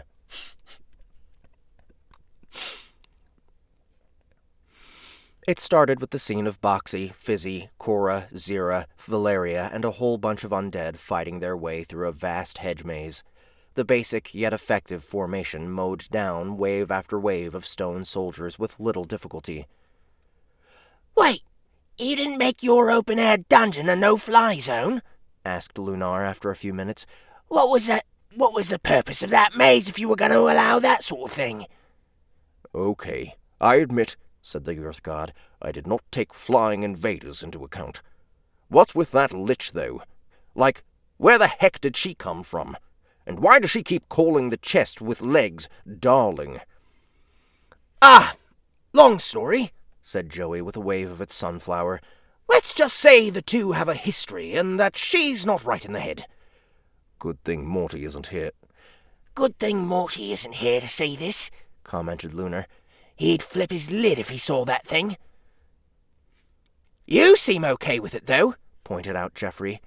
"Intelligent undead have contributed to the study of magic in their own way, you know." "Ho-ho! I see. I guess you can get a lot of work done when you can study day and night without food or sleep, huh?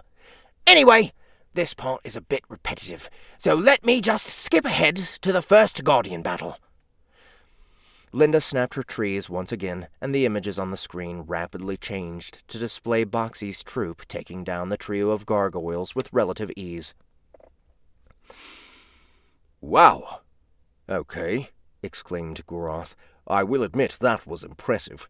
This monster's shapeshifting is accurate and quick, with a good dose of creativity, too.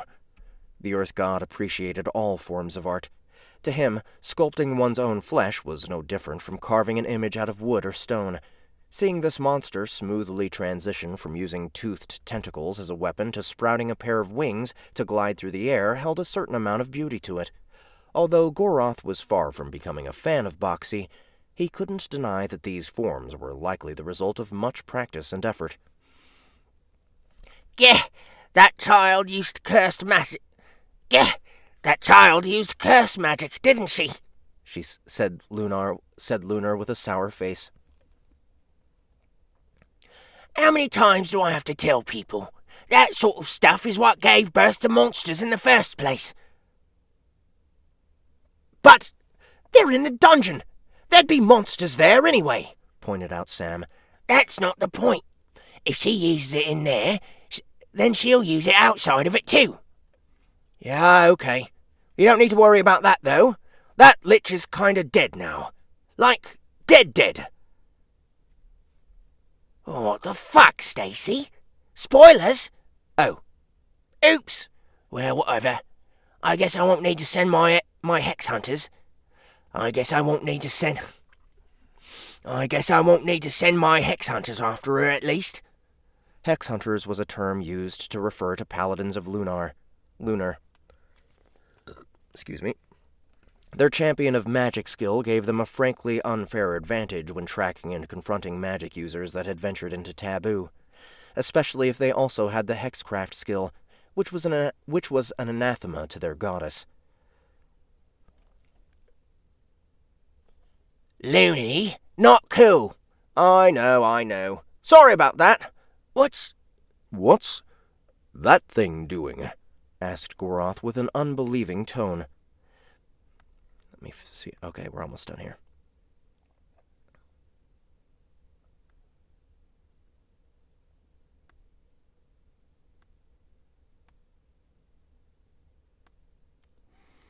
The other two gods turned their attention back to the screen. It was currently relaying the scene of a mimic drooling and slobbering all over a solid gold treasure chest. "Kya! How lewd! Don't go kya like that, you old hag! It's not cute at all," grumbled Augustus. "No, but for real, what's it doing?" "It's just appreciating the workmanship on that chest. It's a mimic thing," explained Kevin. "Come to think of it, what's with the pointlessly decorated solid gold item containers?" "Well, just because they only appear for a short time doesn't mean they can't be superbly crafted."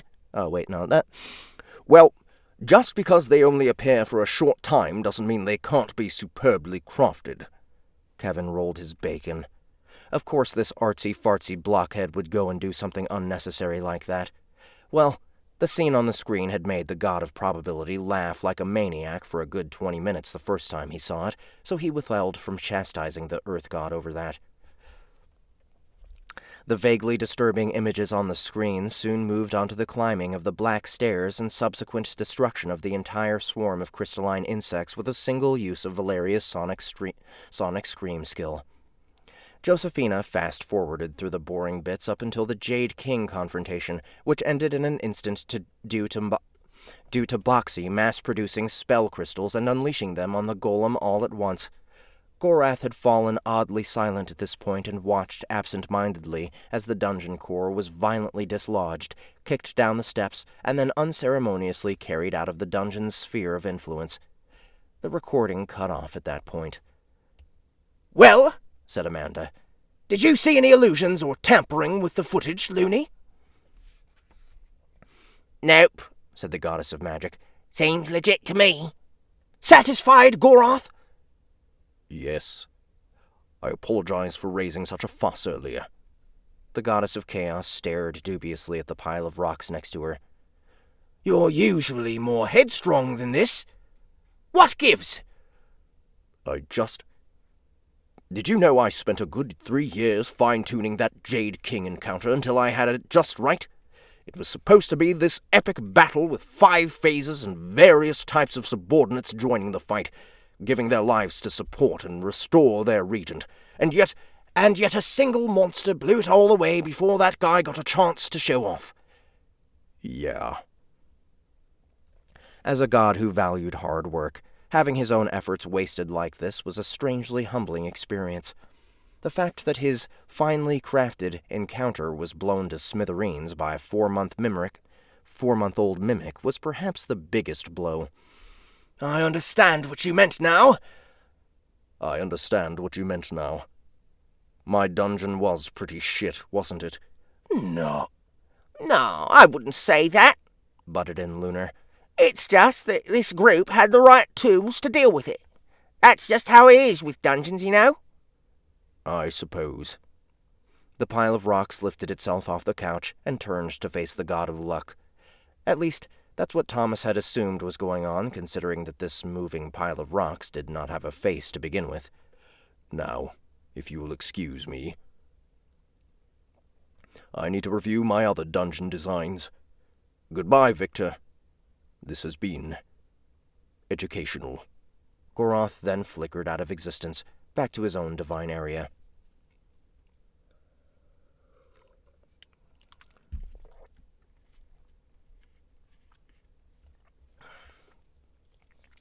"They were too well prepared, weren't they?" asked Lunar after a moment of silence.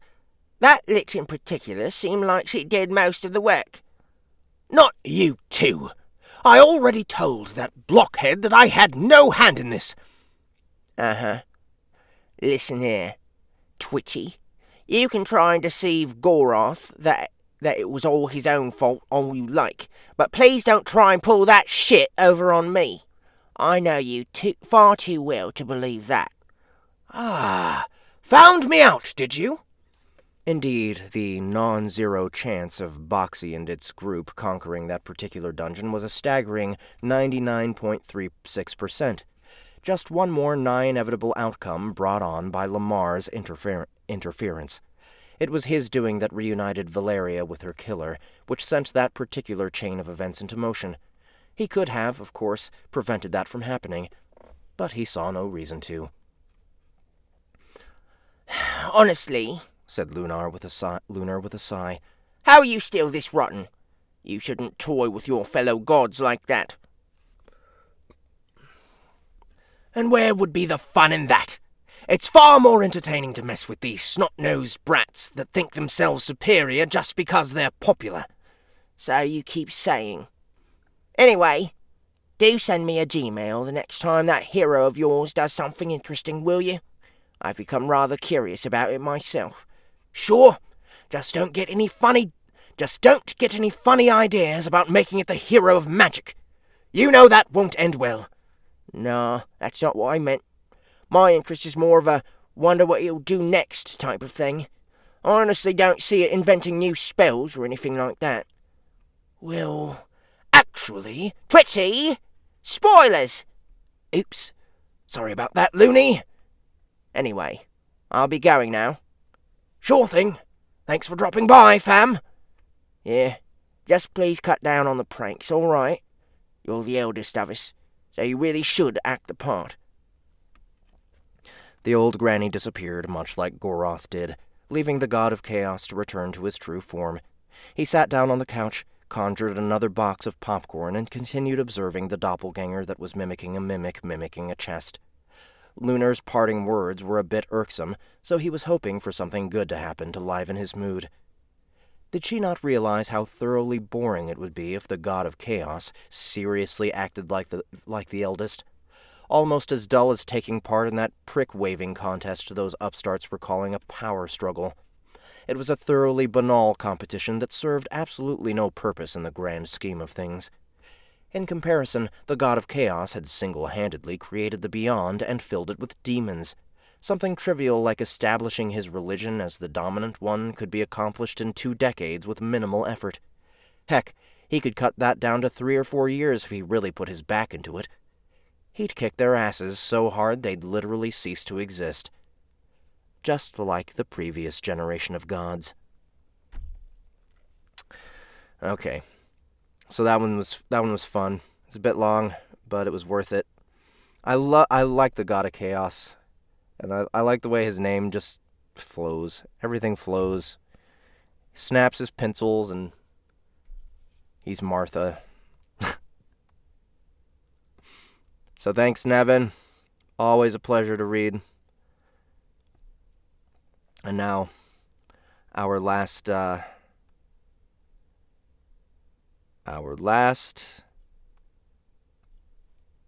request will be a Cringe Theater title. That's right, y'all. Kitty Glitter is back with a new installment, a new book. I don't know when he published it. Maybe it's been a while. Maybe not. I don't know. Jason versus Katy Perry by Kitty Glitter. Now, this is Cringe Theater. So remember to hide your kids, hide your wife, and hide your husband because this shit's gonna get inappropriate. It's crazy. You might wanna jump out of here if you're scared of racy material. This epic battle commence. Yes, Jason versus Katy Perry. This is available on Amazon, by the way. I think it's like 30 pages. Does Freddy make an appearance? I don't know. I haven't read it yet. This is all off the cuff.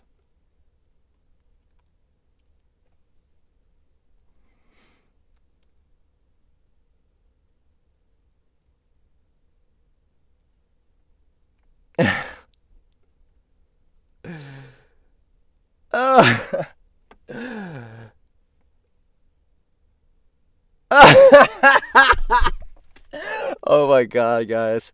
This is gonna be good.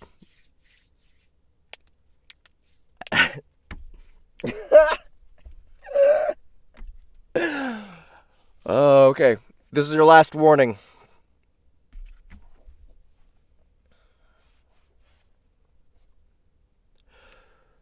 Jason versus Katy Perry by Kitty Glitter.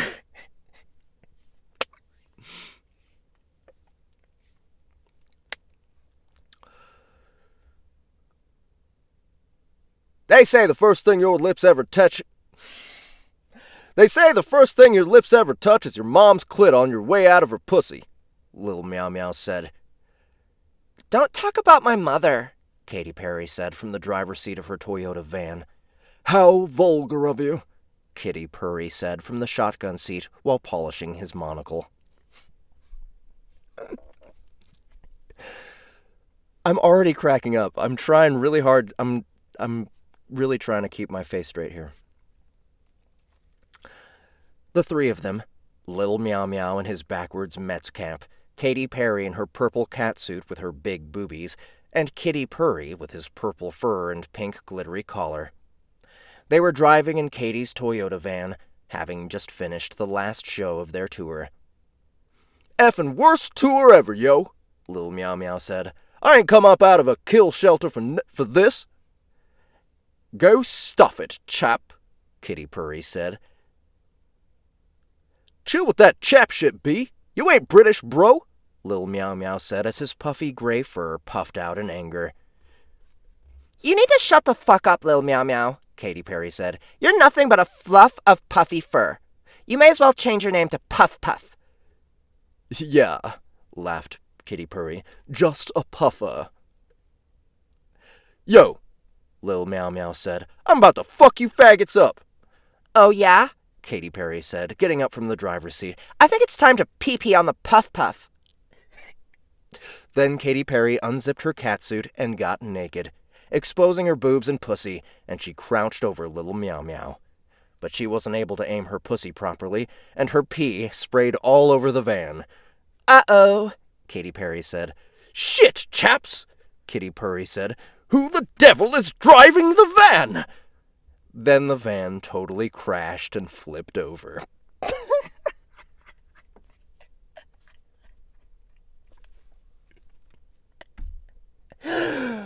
Oh my god.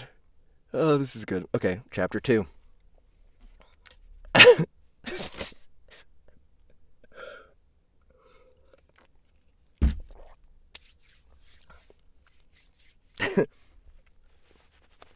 Chapter 2.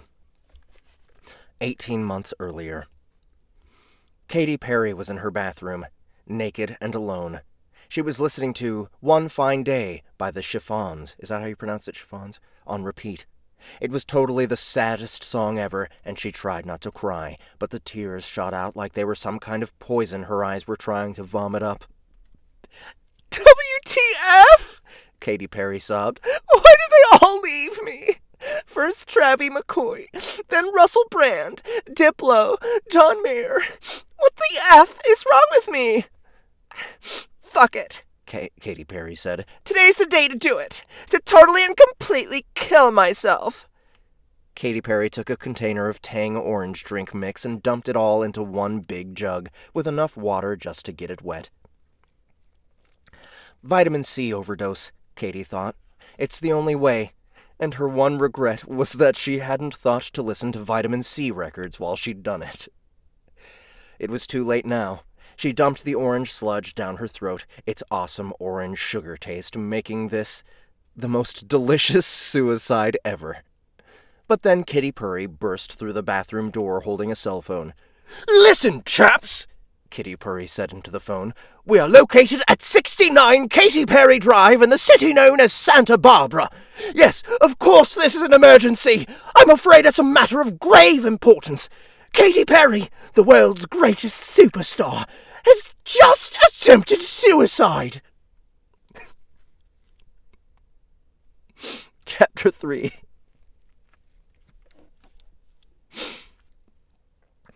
Back in the present, Katy Perry woke up naked on the forest floor.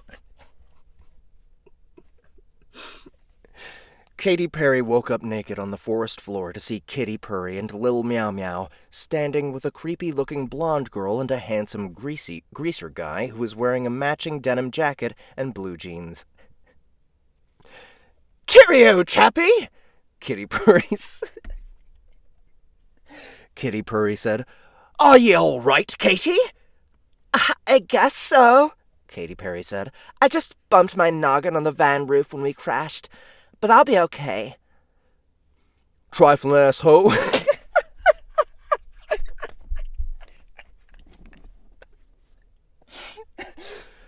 Trifling asshole, said Lil Meow Meow. How you gonna just stand there like that? Crazy hoe. No wonder you can't keep a man. Shut the F up for once, chap, Kitty Purry hissed.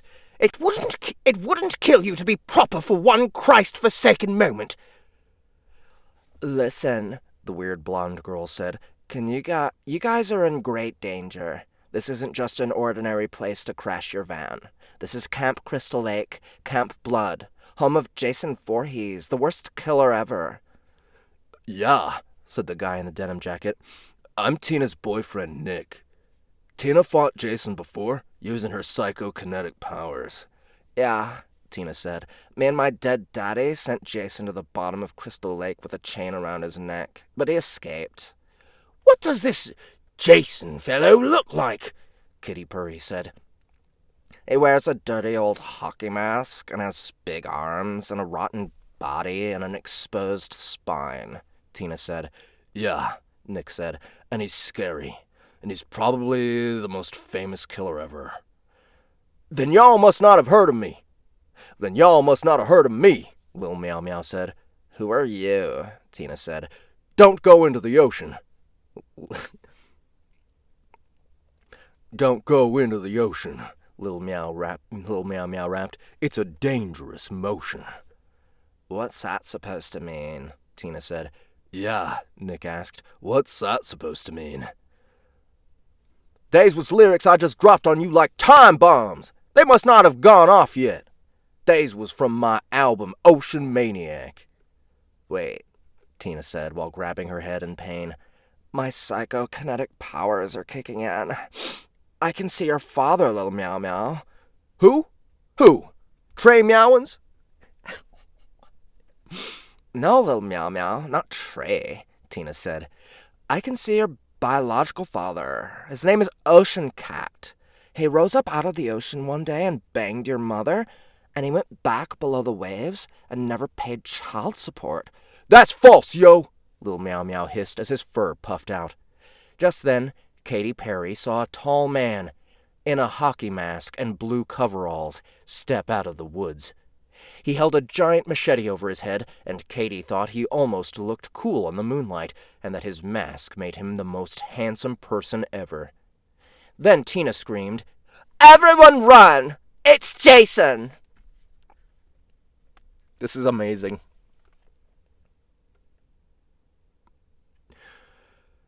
Oh, this is amazing. What? Oh. Chapter 4. 18 months earlier. Hospital of Our Lady of the Meowingtons. Special Suicide Ward. Katy Perry lays in her bed, and Kitty Purry sits in a nearby kitty-sized chair, smoking a catnip pipe and digging his claws into a kitty-sized copy of This Sweet Sickness by Patricia Highsmith, as if that classic novel of unrequited love was nothing but one of those stress-relieving balls they sold at the Sharper Image. Give it to me straight, chap, Kitty Purry said. Why'd you try to off yourself with Tang orange drink mix? What is it the kids call it? Orange suicide? What? Nobody understands, Katy Perry cried. You certainly couldn't understand, Mr. Happy-Go-Kitty. Understand? Kitty Purry meowed. What deductions have I not properly made as to the state of your mental well-being? You're just a cat, Katy Perry said. A baby kitten. A baby kitten, rather. And you've never known what it's like to have to walk around with this totally shitty, empty feeling inside of yourself all the time. Chapter 5.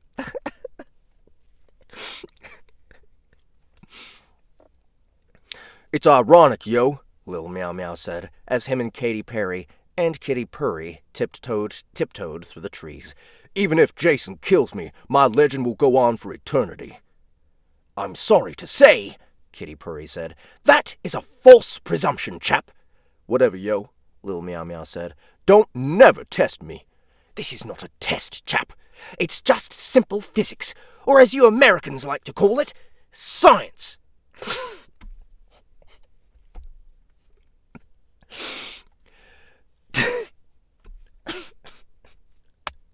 Nothing lasts forever.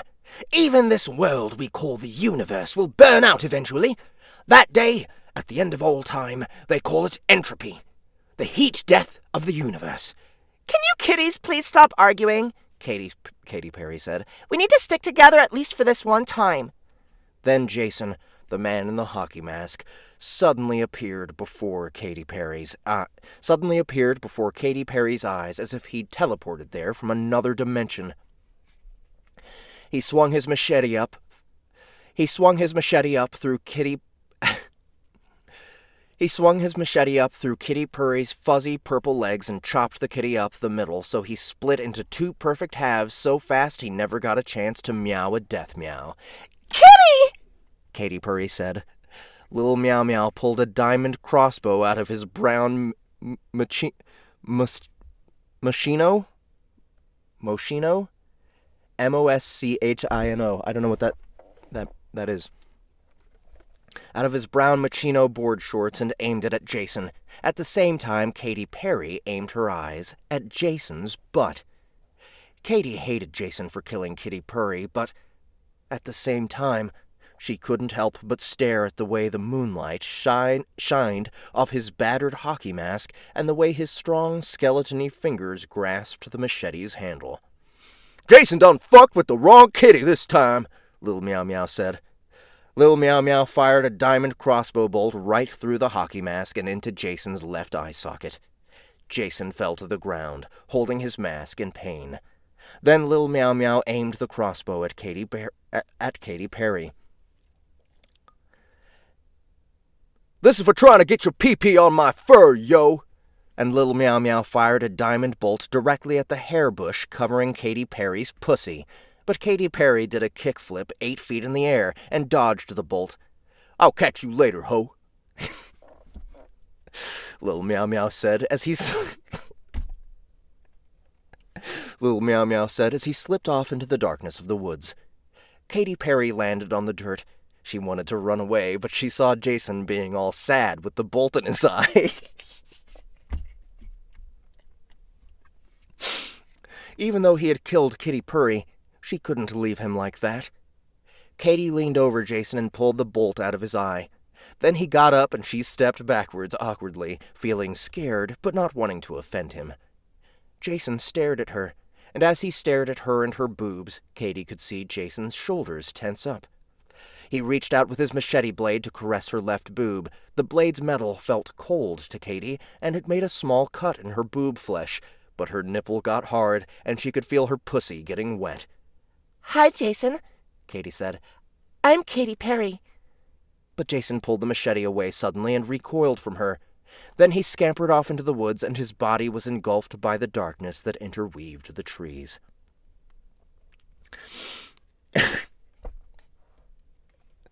Okay. This deserves a revisit. We are... Where are we? We're on page 15 of 31.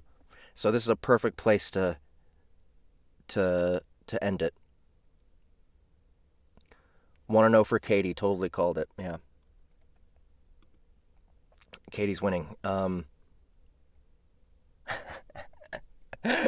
So that's my last request for the night. Thank you guys for hanging out with me. I'll get back to Jason versus Katy Perry next time. I really want to finish this one. It's amazing. It's a masterpiece. Thanks so much. Kitty Glitter, who actually requested it himself. He saw the first one that I did with Ian. So thank you, Kitty Glitter. It's an honor to be reading this. Now, I want to tell you guys about something. If you hadn't noticed, I was looking for a way to create more segments for this show, kind of get a little bit more organized and make this into a more stable thing where I'm not just kind of randomly doing requests. I mean, I like doing requests, but at the same time, I'm not doing a good job of like chasing. I need to start actually, writing a script for how I address you guys, and or at least something with bullet points. Golf clap at that one. So what I want to do is I think I want to start. I just posted that one thread that said that I had the classic idea, right? The classics segment idea, and so And I think what really inspired me to do that, because actually last night I was watching a YouTube video of Jordan Peterson, the professor. He's put an entire one of his classes on YouTube. And the episode I was watching last night, the bit I was watching last night, he was talking about Dostoevsky. And I read, I can't remember which one I read, or what it was called, but I really liked it. And he was talking about Crime and Punishment, which looks like a really interesting book. So I want to read that. So I think I want to do a segment starting with that book. But I have also gotten requests from people already. Like, as soon as I put the thread up, people started requesting things. So I think that the classical segment is a good idea. I like the Cringe Theater, leaving Cringe Theater at the end. But also, I think even more exciting is the Lit RPG serial idea that I brought up earlier this week here in the Sound Booth Theater Live Facebook group and in the Lit RPG Society Facebook group. We have Michael Ryan Soilo, the Lit RPG critic, the Ulysses Challenge. That sounds awfully difficult. Michael Ryan Soilo is going to be basically a DM, and we have five different authors that are going to be playing the game. Those five different authors are Miss Dawn Chapman, Sam Witt, also known as S.R. Witt. He's already got Lit RPGs published on Kindle. Sorry, I gotta look up my list of people here. Chris Kelly is also... Chris Kelly, Jake Davies, and let's see...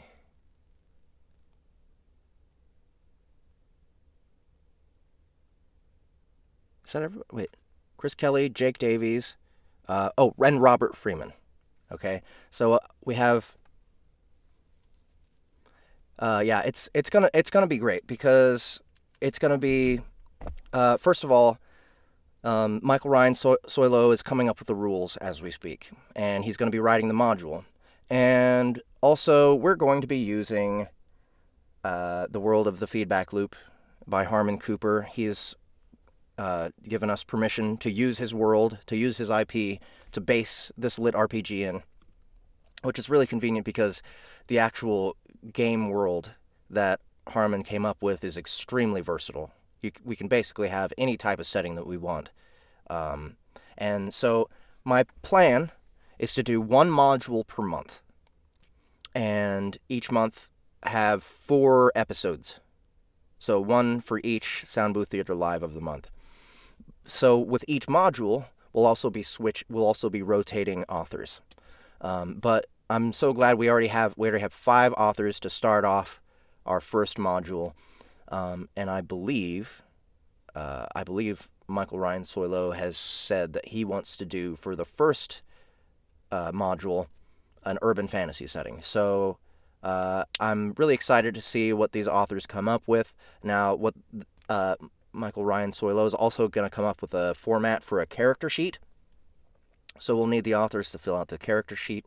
Not only come up with the character that they're playing in the game, but also the character that's playing as the character in the game.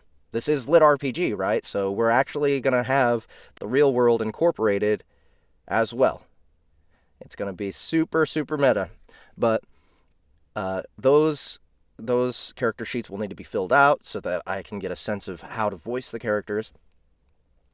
And then we're going to have one writing session for the whole month, where after Michael Ryan Soilo is finished writing the module, everyone's going to go to a Google Hangout, and we're probably going to stream that stream the writing session. So that should be fun to watch. But if you don't want spoilers, don't watch it, right? But that'll be something that we're featuring on Sound Booth Theater Live. We'll come up with a schedule sometime soon.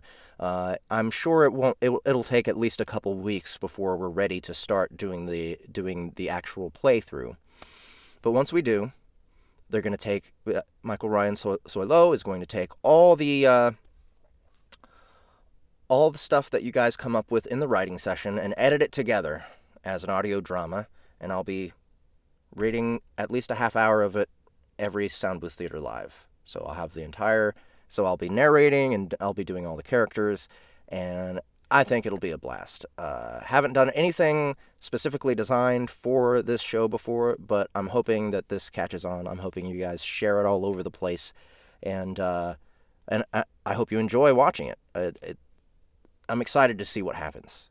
I mean, to be honest, collaborative efforts aren't always the best things in the world, right? It's difficult to work together on things, but I think if we have this game format to keep everybody organized, keep everybody's egos in check, make sure everyone's focusing on making the story good instead of winning the game or whatever, then we're all going to have a good time and we're going to come up with a fun product. So, yeah. Probably in the next couple weeks, the module will be written, and then a couple weeks after that, we'll have a new segment on SBTL. So, yeah, it's going to take a little while to get it done, but I have confidence that it'll be done right. So, again, thank you guys for showing up, hanging out with me on Sound Booth Theater Live. Subscribe on my YouTube channel. Follow Sound Booth Theater Live on Twitch. Remember, I have the new channel, so if you were previously following Fiat Celebrity, it's probably going to be better if you also follow Sound Booth Theater. And one more thing, speaking of Jason, the new Friday the 13th game is coming out very soon. My brother pre-ordered me a copy. So as soon as it comes out, him and I are going to play it, and I think for the first time, I'm going to